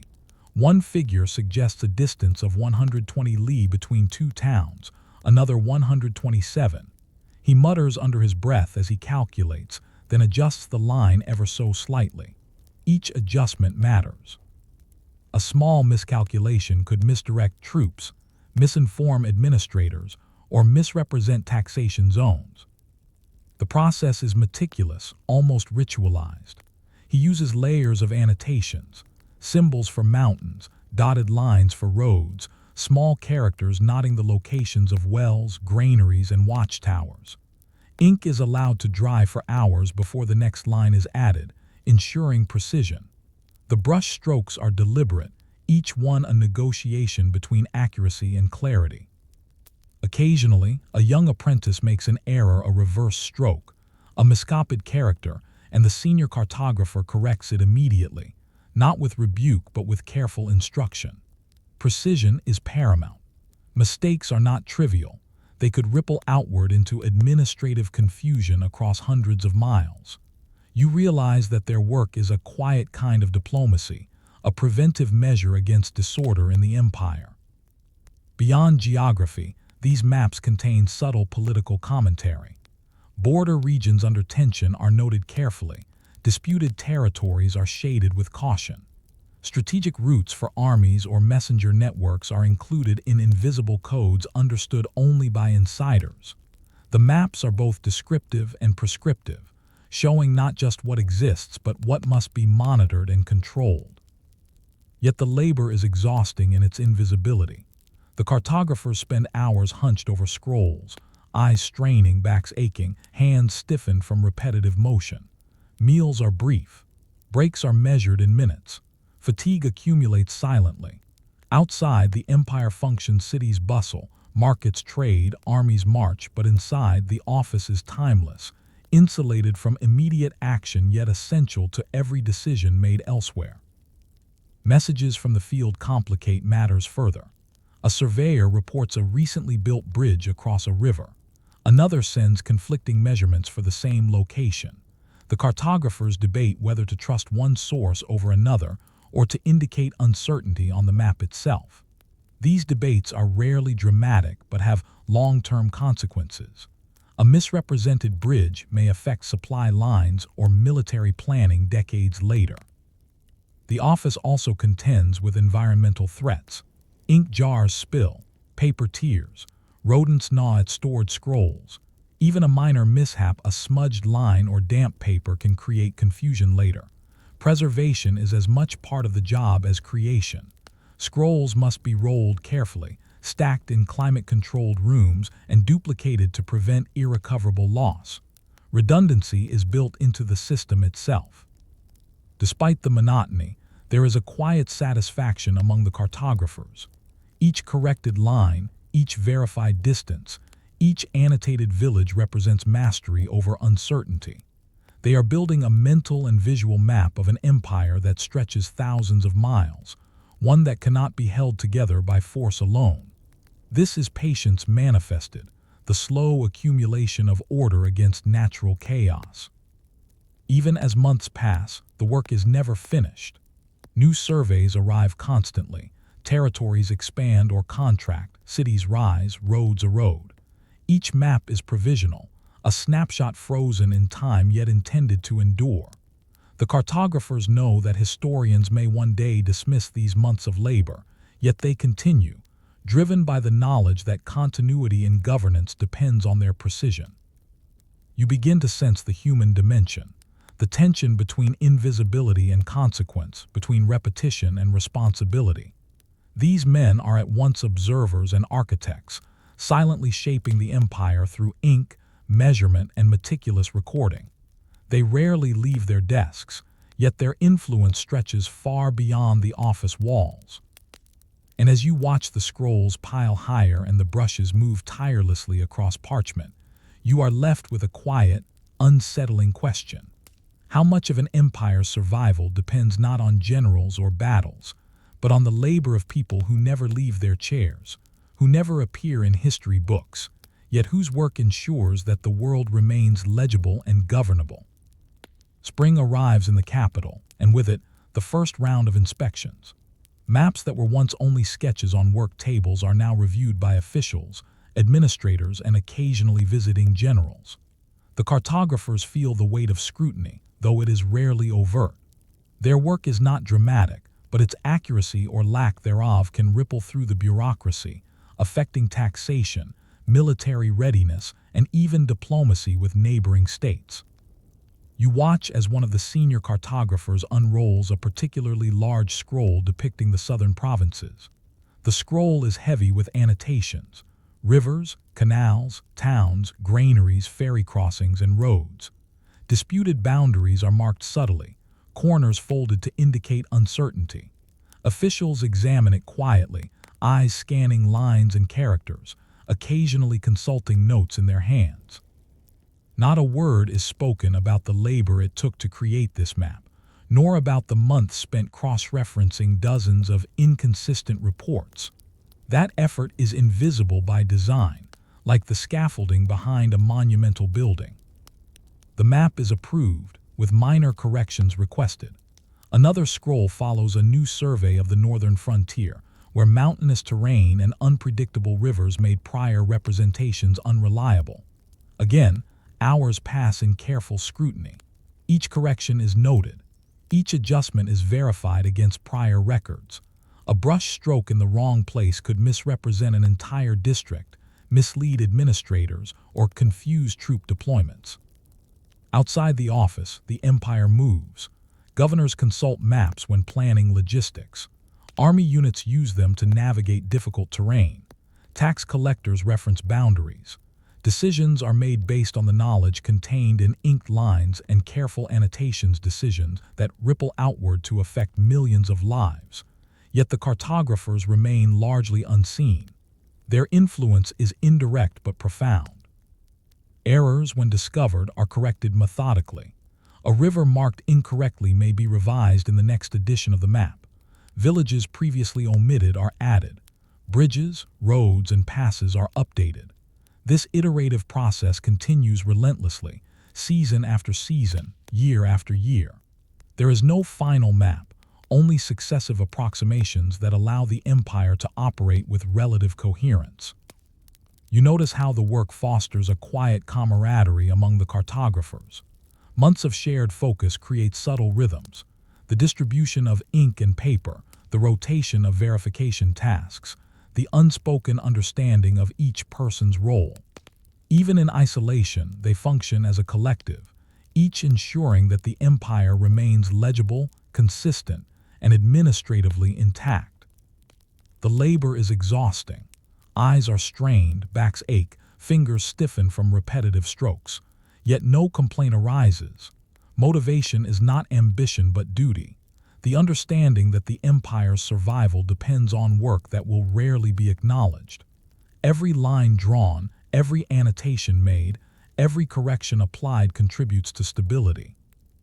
Mistakes may not result in immediate disaster, but in cumulative inefficiency, miscommunication, or misplaced resources, which over time could be catastrophic.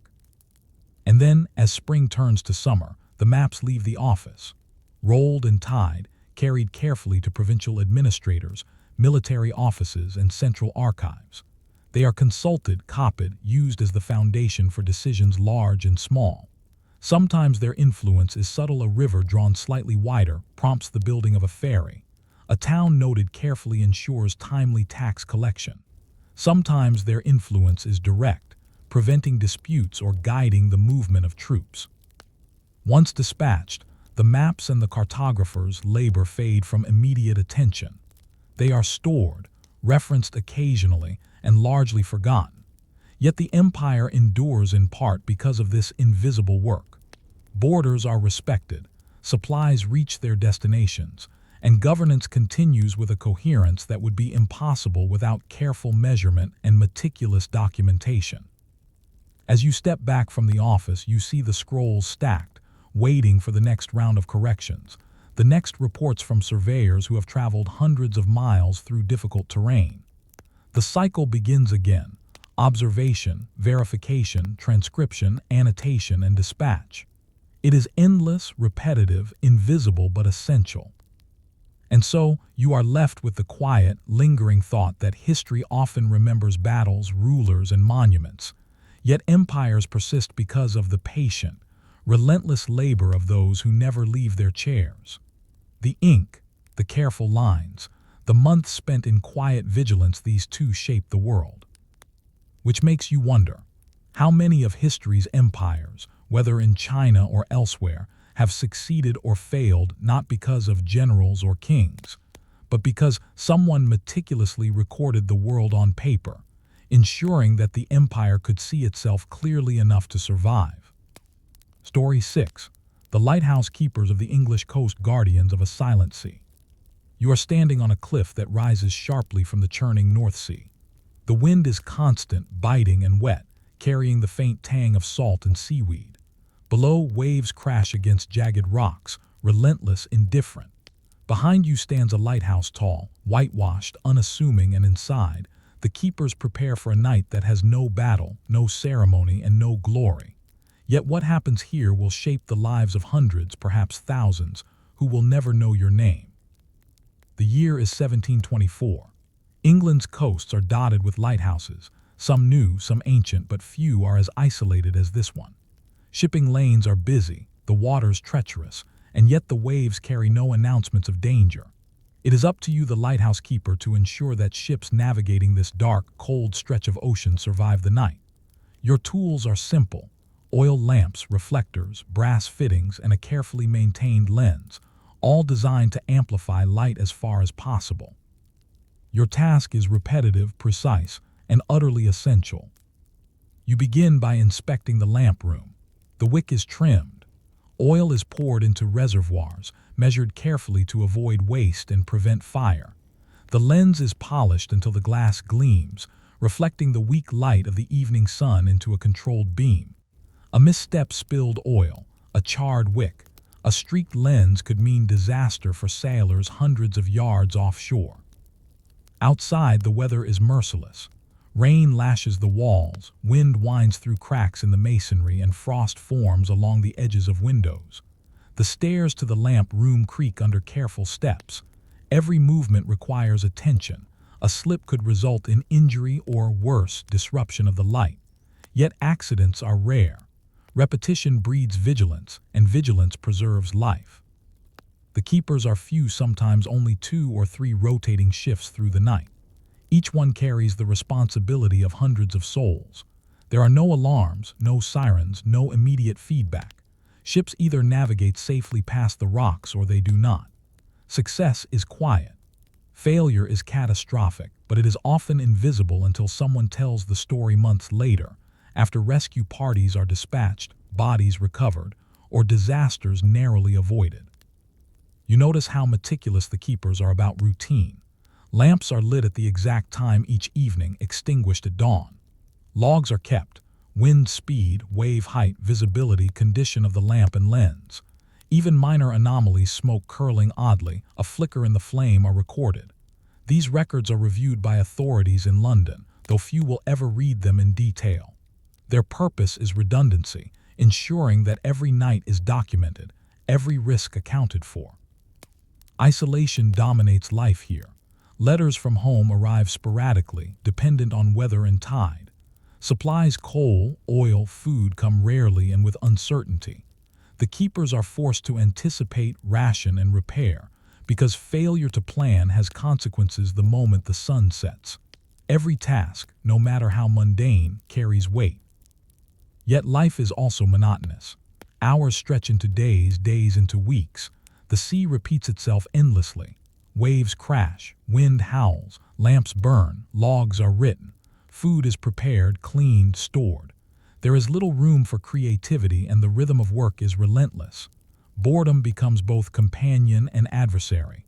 Some keepers write letters, others sketch the coastline, others simply watch the sea for hours. The human stakes are constant, though largely invisible. Merchant vessels, fishing boats, military ships all rely on the steady pulse of your work. A captain navigating by chart or memory counts on your light to confirm position, to warn of hidden rocks, to save lives that will never know your face or effort. History will remember storms, shipwrecks, and battles at sea, but rarely the men who preserved the thin line between survival and disaster through tireless, repetitive labor. You begin to see the paradox. The more ordinary the work, the more extraordinary its consequence. This lighthouse, its oil, its lamp, its keepers, is a fulcrum between life and death. Nothing about it is dramatic in the usual sense. No guns, no proclamations, no heroic charges. Yet hundreds of human stories hinge on the precise management of flame and glass, maintained in isolation, night after night. And as you climb the stairs for another inspection of the wick, you may find yourself wondering, how many moments in maritime history depended entirely on invisible vigilance, on men who waited silently and tirelessly, whose names were never recorded, yet whose work allowed entire fleets to survive unremarkably and without them? How much of the history we know would have ended in tragedy? Night falls with sudden finality. The horizon disappears, swallowed by blackness and the constant rhythm of waves crashing against unseen rocks. You are now fully aware that the sea does not forgive inattention. There is no margin for error. The lamp must burn, steady and true, for every hour, for every tide. Even a momentary flicker can mislead a ship, and ships are moving silently toward danger, unaware of how close they are to disaster. The keepers rotate tasks with precision. One tends the flame, trimming the wick, adjusting the oil flow, watching for smoke that signals an imperfect burn. Another inspects the lens and reflector, ensuring that the light projects in the correct pattern across the water.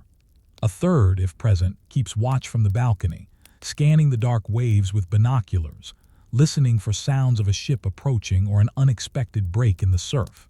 Every role is repetitive, meticulous, and crucial. You notice how habits have hardened over time. Each movement, each check is performed with muscle memory. Oil is poured with careful arcs. Wicks are trimmed in near silence. Logs are written with exacting script. Even the sound of the wind whipping around the tower is anticipated, measured against prior nights, mentally subtracted from other noises, so that any anomaly, an unfamiliar splash, a distant horn is immediately noticed. The isolation magnifies the tension, even when nothing is happening. Hours may pass with only the murmur of the sea. And yet this stillness is deceptive. A storm can appear without warning, tidal surges can reach heights unpredicted, and in all cases the keepers must respond instantaneously. Preparation is constant.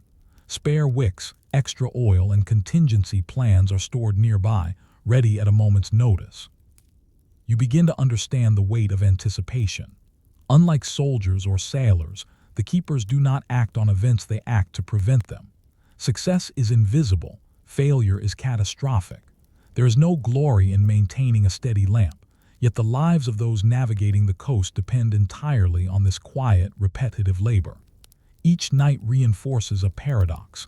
Survival depends not on heroic acts, but on persistent, undramatic vigilance. Weather complicates matters further. Rain and salt spray obscure the lens. Frost forms on the glass, requiring constant cleaning. Wind rattles the structure, threatening minor but potentially deadly damage to the mechanism. Every intervention is small but precise. Overcompensation can extinguish the flame. Underreaction can misdirect sailors. Balance is essential, honed through years of repetitive labor. Meals are minimal and often cold. Supplies are rationed carefully, measured against expected needs for weeks when storms prevent delivery. Food preparation is almost ceremonial, a quiet rhythm that punctuates the night. Coffee or tea may be boiled, bread sliced, but the act is functional, sustaining stamina rather than providing comfort. Rest is scarce, measured in brief naps taken between checks. Fatigue is a constant companion, but it cannot overcome vigilance. Communication with the mainland is limited. Logs are sent only periodically, usually when a messenger can brave the elements to reach the next town. Updates on ship movements, weather, or structural maintenance accumulate slowly. Mistakes made in isolation might never be discovered until too late. This absence of immediate feedback reinforces the gravity of every careful movement. Throughout the night, the lamp burns steadily. Ships pass beyond the horizon, unseen but guided. The keeper's work is invisible to all but the sea itself, yet the consequences of inattention are stark and immediate. Each successful night, each uninterrupted rotation, reinforces a system of trust. Sailors trust that the light will warn them. Administrators trust that the keepers will maintain it. History trusts that this invisible labor will allow life to continue without incident. As dawn approaches, the first pale light of day illuminates the tower and the rough coastline. You realize how much of this labor is unnoticed and how much it shapes outcomes. The keepers descend the stairs, exhausted yet vigilant, knowing that tomorrow the cycle will begin again. Nothing has changed externally, the sea is the same. The cliffs are unchanged, but everything has been preserved. Life, safety, and the continuity of navigation. And as you step out onto the balcony to feel the chill of the morning wind, you may begin to ask yourself, how many disasters never happen because of silent, repetitive diligence?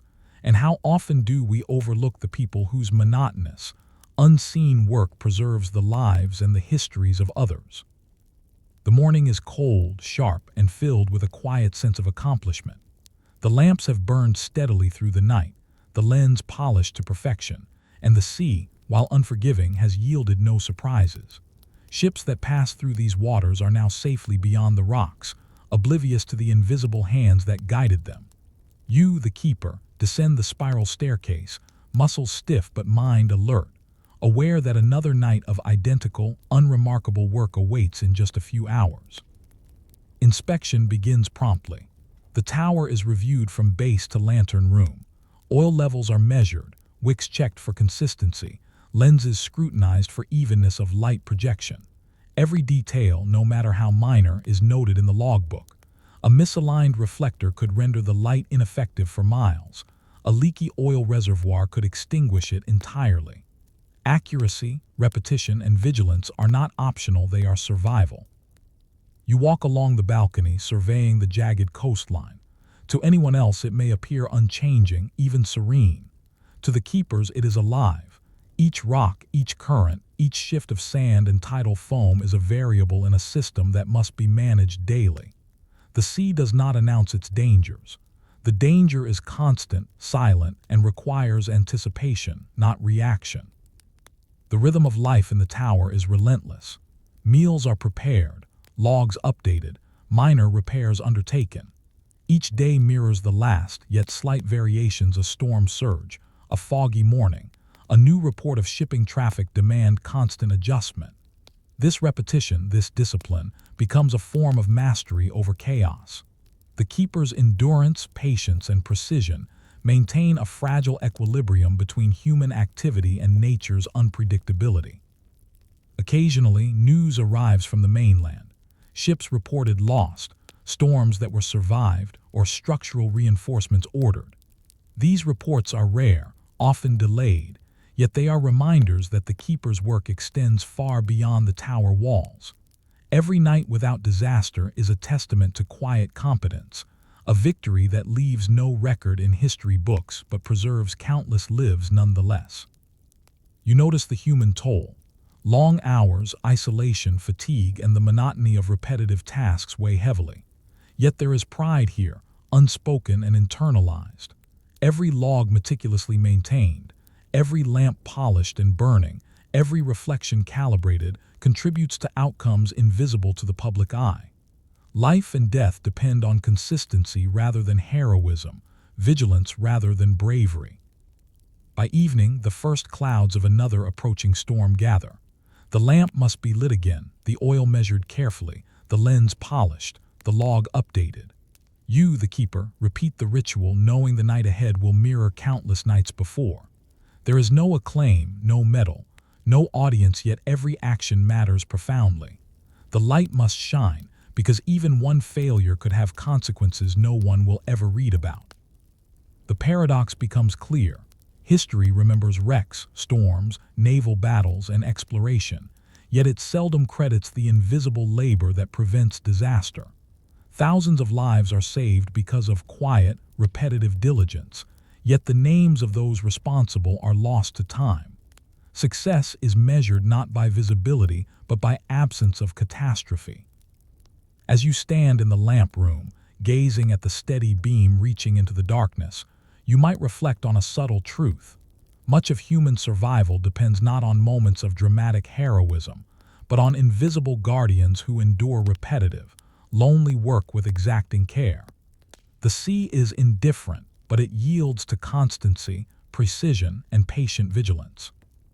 And so you are left with the lingering question: how much of the history we know, the survival of ships, the continuity of trade, the lives that quietly persisted, rests on the unseen shoulders of people who worked tirelessly, night after night, without recognition, whose labor was invisible yet indispensable.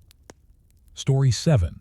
The Archivists of the Ottoman Empire. Dust, ink, and endless paper. You step into a room that smells of dust, ink, and aged parchment. The light is dim, filtered through small latticed windows, and the only sounds are the scratching of quills and the occasional shuffle of feet across the stone floor.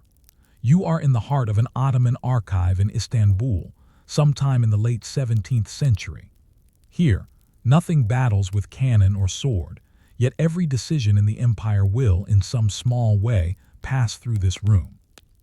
Your companions are not soldiers or statesmen, but archivists, keepers of memory, guardians of bureaucracy and custodians of continuity. Before you, endless shelves rise, stacked with bound registers, scrolls tied in leather thongs, and files bundled with string. Each document represents a story: a tax assessment, a court case, a military levy, a gift to the Sultan, a decree issued in distant Anatolia or the Balkans. No single item is monumental. Most are mundane, filled with numbers, signatures, dates, and seals. Yet each contributes to the enormous, delicate machine of imperial governance. Your first task is to sort and categorize. The empire's bureaucracy is vast, and misfiling can create confusion, delay, or dispute. Each scroll must be placed in the correct order, indexed according to the system of hierarchy and geography. Ottoman archival practice is precise. Documents are arranged by year, type, province, and department, cross-referenced for easy retrieval.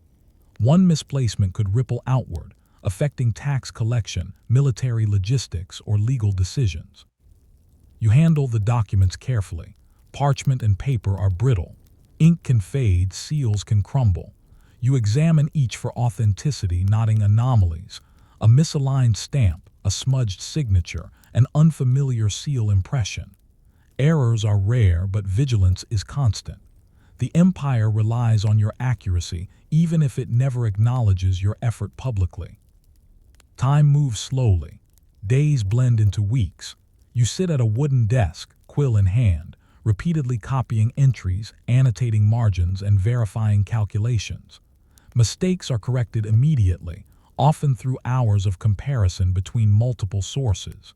Precision is your metric of success. The smallest oversight, a misrecorded tax amount, a misstated decree, can have consequences far beyond this room.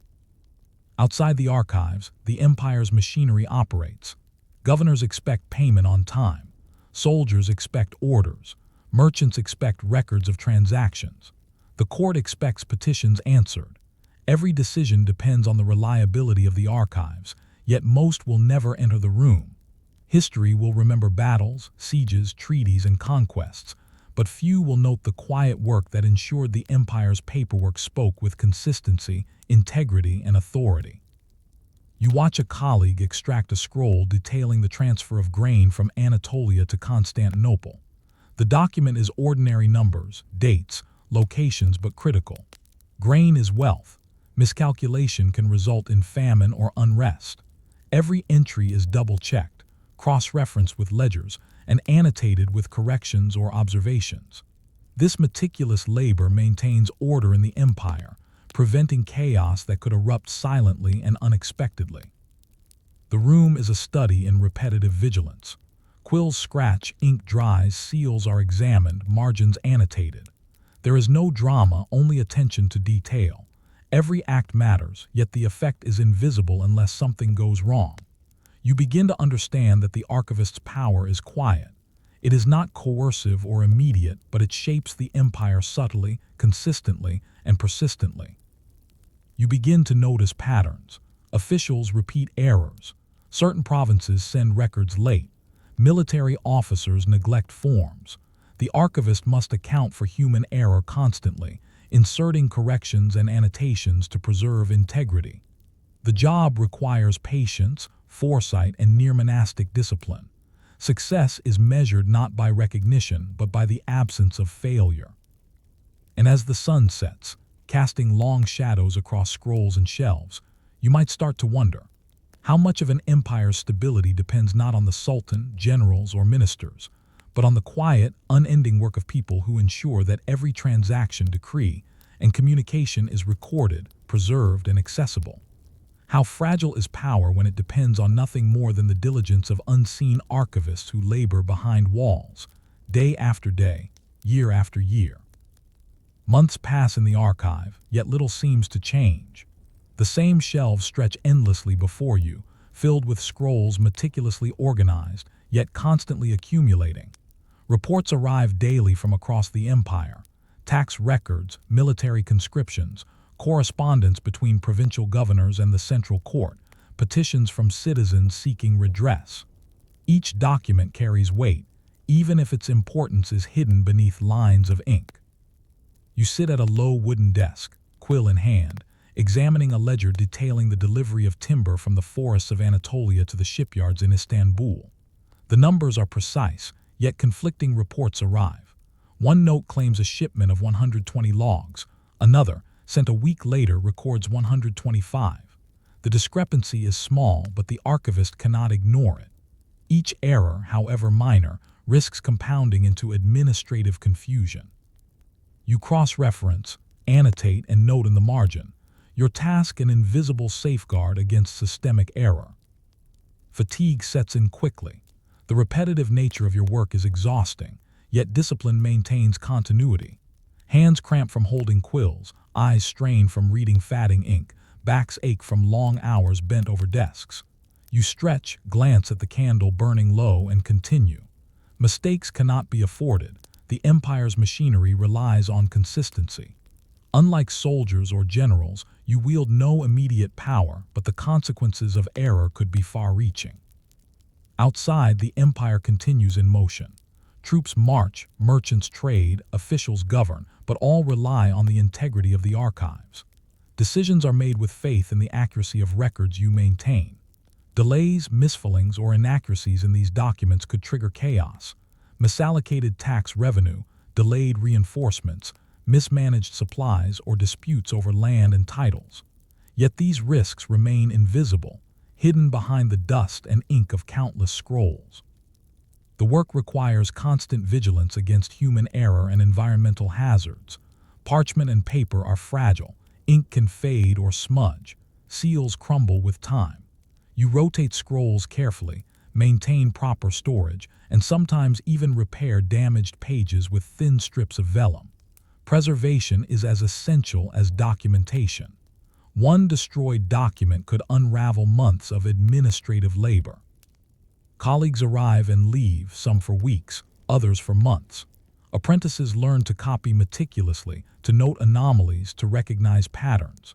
Senior archivists mentor them in silence, demonstrating techniques for precision, correction, and organization. Knowledge is passed down quietly, without ceremony, but the continuity of the empire depends on it.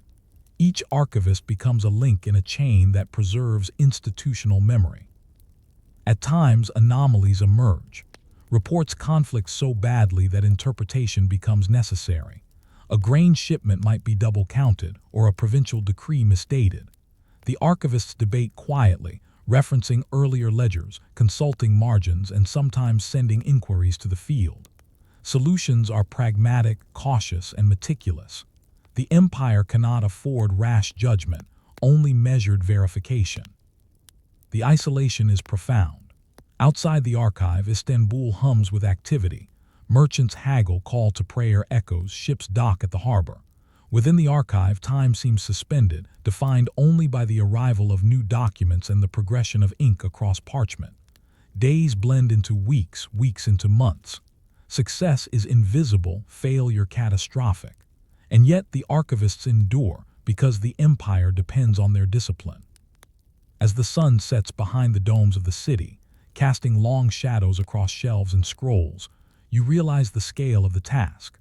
The empire's power is not only expressed through armies or palaces, but maintained by men and women who record, organize, and preserve its daily operations. Without them, decrees would be forgotten, taxes misallocated, and decisions made in ignorance of critical information. History, in its focus on the dramatic, will largely ignore them, but their work is indispensable. And as you close another ledger, annotate a minor discrepancy, and store it carefully among thousands of others, you might begin to reflect. How many decisions, battles, or moments of stability in the Ottoman Empire rested entirely on the careful, unseen work of archivists? How fragile is authority when it depends on nothing more than ink, paper, and human vigilance? The seasons change, but the work inside the archive remains constant. Scrolls arrive daily from the empire's farthest provinces, sometimes weeks or months after they were written. A new tax ledger from Anatolia, a military dispatch from the Balkans, a petition from a merchant in Cairo all demand attention. The archivists handle each with care, cross-referencing, annotating, correcting, and filing. Time moves slowly, measured in ink stains and quill scratches, yet the empire moves faster than the office can record. It is a delicate balance. Keep pace enough to remain accurate but never rush, lest errors multiply. Occasionally, mistakes surface. An officer reports a missing document. A shipment of grain was recorded incorrectly. A decree is misdated. Each error triggers a chain reaction of cross-checking, verification, and correction. One wrong annotation could disrupt tax collection, confuse military deployment, or create disputes among officials. The archivists work quietly, without fanfare, methodically restoring order. Their success is silent, their failure potentially catastrophic, and yet history will rarely acknowledge them. You watch as the senior archivist examines a particularly complex set of ledgers detailing tax revenues across multiple provinces. Numbers do not align, provincial reports conflict, and seals are inconsistent. Hours pass as he compares registers, annotates discrepancies, and reconciles accounts. The task is exhausting, demanding patience and precision. Each correction, no matter how minor, safeguards the functionality of the empire. Outside, the empire functions almost seamlessly, a vast machine running on faith in records maintained here. Governors act on information provided by archivists. Military officers plan operations based on documents cross-checked in distant offices. Merchants pay taxes, knowing their payments are recorded correctly. Lives, policies, and stability all rely on the careful diligence within these walls, yet the empire rarely acknowledges this labor. The archivists themselves are anonymous guardians of continuity. They do not seek recognition. They measure success by the absence of mistakes, by the smooth operation of systems they cannot see directly. Their labor is invisible, yet indispensable. Each scroll copied, each error corrected, each ledger filed preserves more than information, it preserves order itself. Even the physical environment demands constant attention. Parchment is fragile, vulnerable to moisture, pests, and decay. Ink fades, seals crumble. Archivists monitor humidity, inspect scrolls regularly, and repair damage with painstaking care. The work is repetitive, exhausting, and unglamorous, but it is essential. Without it, the empire's structure, its ability to administer, enforce, and survive would collapse silently. By the end of the day, the archivists have processed hundreds of documents, each a small piece of the empire's machinery. The room is quiet now, save for the occasional shuffle of paper or the soft scratch of a quill. Success is measured in stability, in the absence of catastrophe, in the invisible confidence that governors, soldiers, and citizens act on reliable information. The empire endures not because its leaders are brilliant alone, but because the meticulous, unglamorous labor of archivists ensures that knowledge survives and decisions remain coherent. As you leave the room, the sun setting over Istanbul's domes and minarets, you recognize the paradox. History remembers battles, conquests, and rulers, but it rarely credits the people whose labor makes governance possible. The archivists' lives are monotonous, repetitive, and invisible, yet they shape outcomes on a scale few appreciate. The empire's memory, its coherence, its continuity, all rest on their diligence. And so, you are left with a quiet, lingering thought. How much of history, the stability of empires, the survival of institutions, the outcomes of wars depends not on dramatic acts of heroism, but on the patient, repetitive, and largely invisible work of people who keep track of the world so that it can function at all. How many lives, policies, and events have been preserved by ink, paper, and human vigilance that history will never notice? Story 8. The Canal Builders of Venice digging in silence. You are standing ankle-deep in mud, water sloshing around your boots, the smell of brine and silt thick in the air. Around you, a dozen men wield shovels and wheelbarrows, working methodically along the edge of what will become a canal. This is Venice, sometime in the late 16th century a city of water, yet dependent on the quiet, unglamorous labor of people reshaping it, inch by inch. You are not a sailor, not a merchant, not a gondolier. You are a laborer, one of many who dig, dredge, and reinforce the veins of the city, ensuring its survival in a precarious lagoon. Venice is famous for its grandeur, palaces, churches, and canals that glint under the sun. But the city is fragile. Mudflats, tides, and shifting sands constantly threaten its foundations. Without careful management, buildings sink, streets flood, and the lagoon reclaims its territory. The responsibility falls largely on anonymous workers like you, whose days are spent in repetitive labor that history will rarely record. Your first task is digging. The canal must be deep enough for small boats and barges, yet stable enough to avoid collapsing banks. You lift earth with your shovel, feeling its weight, noting its texture. Some soil is clay, sticky and resistant. Some is sand, prone to collapse. Each shovelful must be placed carefully, deposited where it will not weaken the canal walls. Precision is critical, though the tools are crude by modern standards. Water complicates everything. You have to monitor tides, ensure channels remain navigable, and prevent flooding of adjacent streets or foundations. Temporary wooden braces are installed along the banks, tied and reinforced as mud shifts. You work alongside carpenters, masons, and other laborers, each contributing a specialized skill. The coordination is subtle, mostly unspoken, a choreography of necessity rather than ceremony. Meals are minimal. Work is exhausting. Hands blister. Muscles ache. Yet there is rhythm here. Dig, move, reinforce, pause to observe water levels, adjust supports, repeat. Days blur into weeks, weeks into months. You begin to internalize the patterns of the lagoon, the way water seeps through soil, the smell of rot that signals instability, the gentle heave of tides that could undo a day's labor if ignored. Knowledge is built through repetition and attention. Supervision comes from engineers and overseers whose sketches and plans dictate the canal's course. Their presence is limited. Much depends on your judgment in the field. Errors are costly.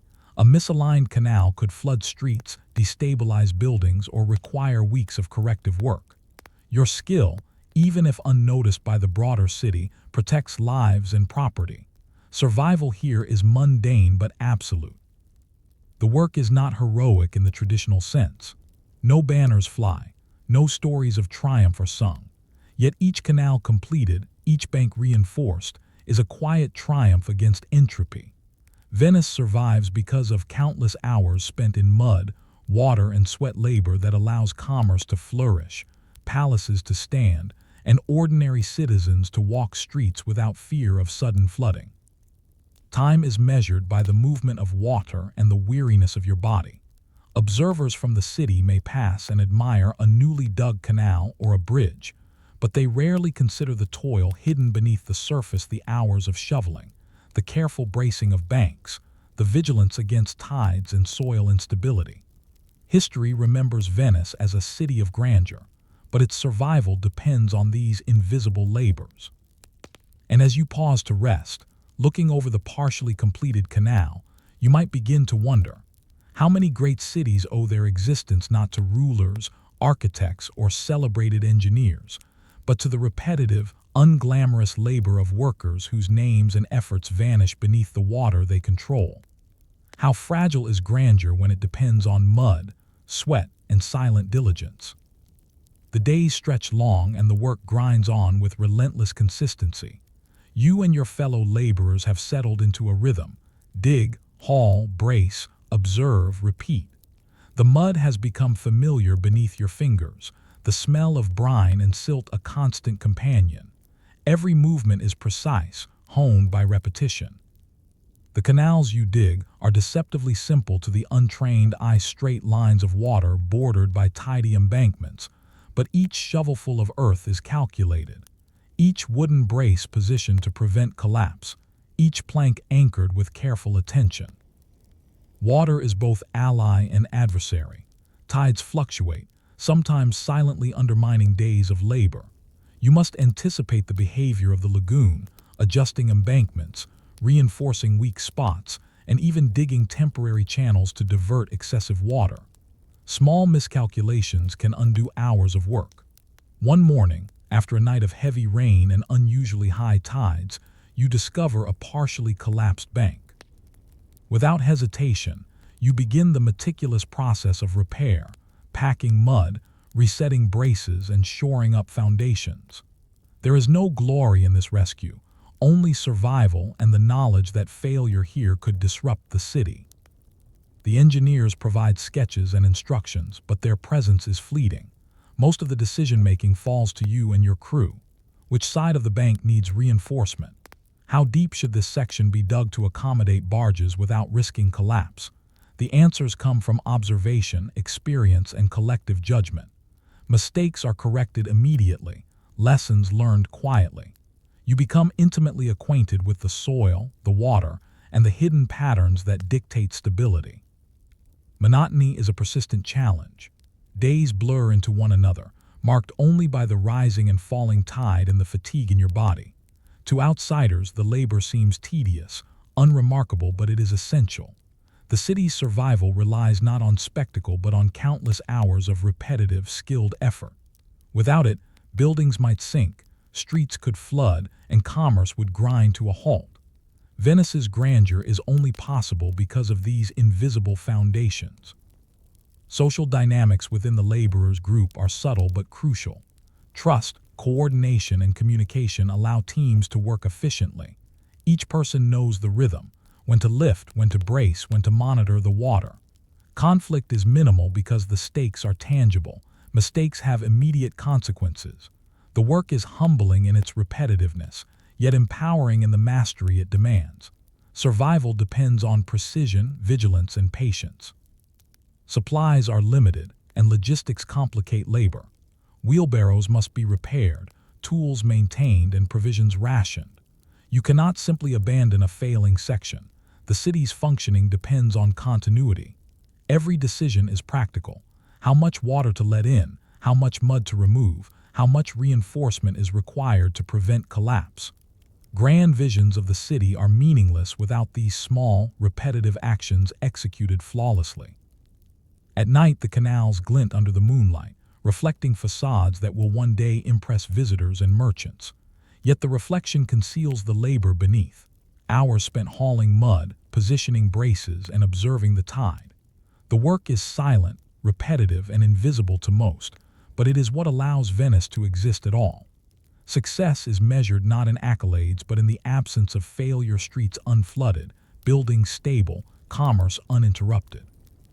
And as you pause at the end of a freshly reinforced canal, observing the water flowing smoothly and the bank standing firm, you begin to sense a truth about history. The grandeur of Venice, the palaces, the churches, the bridges, is inseparable from the monotonous, painstaking labor of the people who never appear in paintings or chronicles. Their labor is uncelebrated, yet it is what makes the city possible. Which leads you to wonder, how much of history's celebrated achievements, whether in architecture, empire, or exploration, are truly the work of anonymous people performing repetitive, invisible labor that quietly preserves civilization. Spring turns to summer, and the canals are finally beginning to take their intended shape. Sections that once were mere trenches of mud now hold steady water, banks reinforced with timbers, edges smooth to guide both barge and boat. You walk along the newly completed stretch, water lapping gently at the sides, reflecting the sunlight in delicate ripples. To any visitor, it may appear effortless, a serene, beautiful feature of Venice, but you know the countless hours of repetitive labor that have gone into every meter. The work is far from over. Even as one section stabilizes, attention must shift to the next, reinforcing weak banks, deepening silted channels, repairing sections damaged by tides or storms. Every task requires vigilance, patience, and precise execution. A poorly placed plank, a misjudged slope, or a miscalculated depth can undermine weeks of effort. The stakes are quiet but very real. Failure here could flood streets, compromise foundations, and disrupt trade. You notice the subtleties that distinguish mastery from mere effort. The mud is tested for moisture content before each placement. Braces are positioned to distribute pressure evenly. Channels are surveyed for hidden silt pockets that might collapse under weight. Every laborer has internalized these practices through repetition, observation, and experience. Knowledge is embedded in muscle memory, in instinct honed over months of silent labor. Occasionally, an official inspects the work. He walks along the canal, nods politely, and moves on. Praise is rare, almost non-existent. The grandeur of the city is attributed to architects and nobles, not to laborers who spent months in mud and cold, shaping the foundations beneath the city's visible beauty. Yet the laborers are not motivated by recognition. They are motivated by necessity, skill, and pride in a job well executed. Their success is the absence of disaster, the steady flow of water where once there was instability. Even as the canals are completed, maintenance continues. Wood rots, mud erodes, and tides shift unpredictably. Laborers return regularly to inspect, repair, and reinforce. The work is endless, cyclical, and often invisible, yet it is what allows Venice to endure in the face of environmental challenges. Without this persistence, the city's famed architecture would sink into the lagoon, lost to history and tides alike. You begin to perceive the paradox. The most critical labor is rarely dramatic or celebrated. The canal builders do not fight wars, sign treaties, or appear in chronicles. Yet without their work, Venice could not function, let alone thrive. Their quiet diligence underpins trade, administration, daily life, and the very survival of the city itself. Each shovelful of mud, each timber reinforced, each canal dredged is an act of invisible heroism, unacknowledged yet essential. As the sun sets over the lagoon, casting golden reflections across the water, you pause to consider the scale of what has been accomplished. Venice's beauty, commerce, and stability are inseparable from the repetitive, precise labor of men and women who shaped the city in silence. Their work endures in the canals themselves, beneath the feet of gondoliers and merchants, a foundation that supports both history and daily life. And so you are left with a lingering thought. How many other great achievements in human history cities built, rivers diverted, empires sustained rely on the quiet, repetitive, and largely invisible labor of people whose names have been lost, yet whose work literally shaped the world? How much of what we celebrate depends on persistence, precision, and patience rather than drama or glory?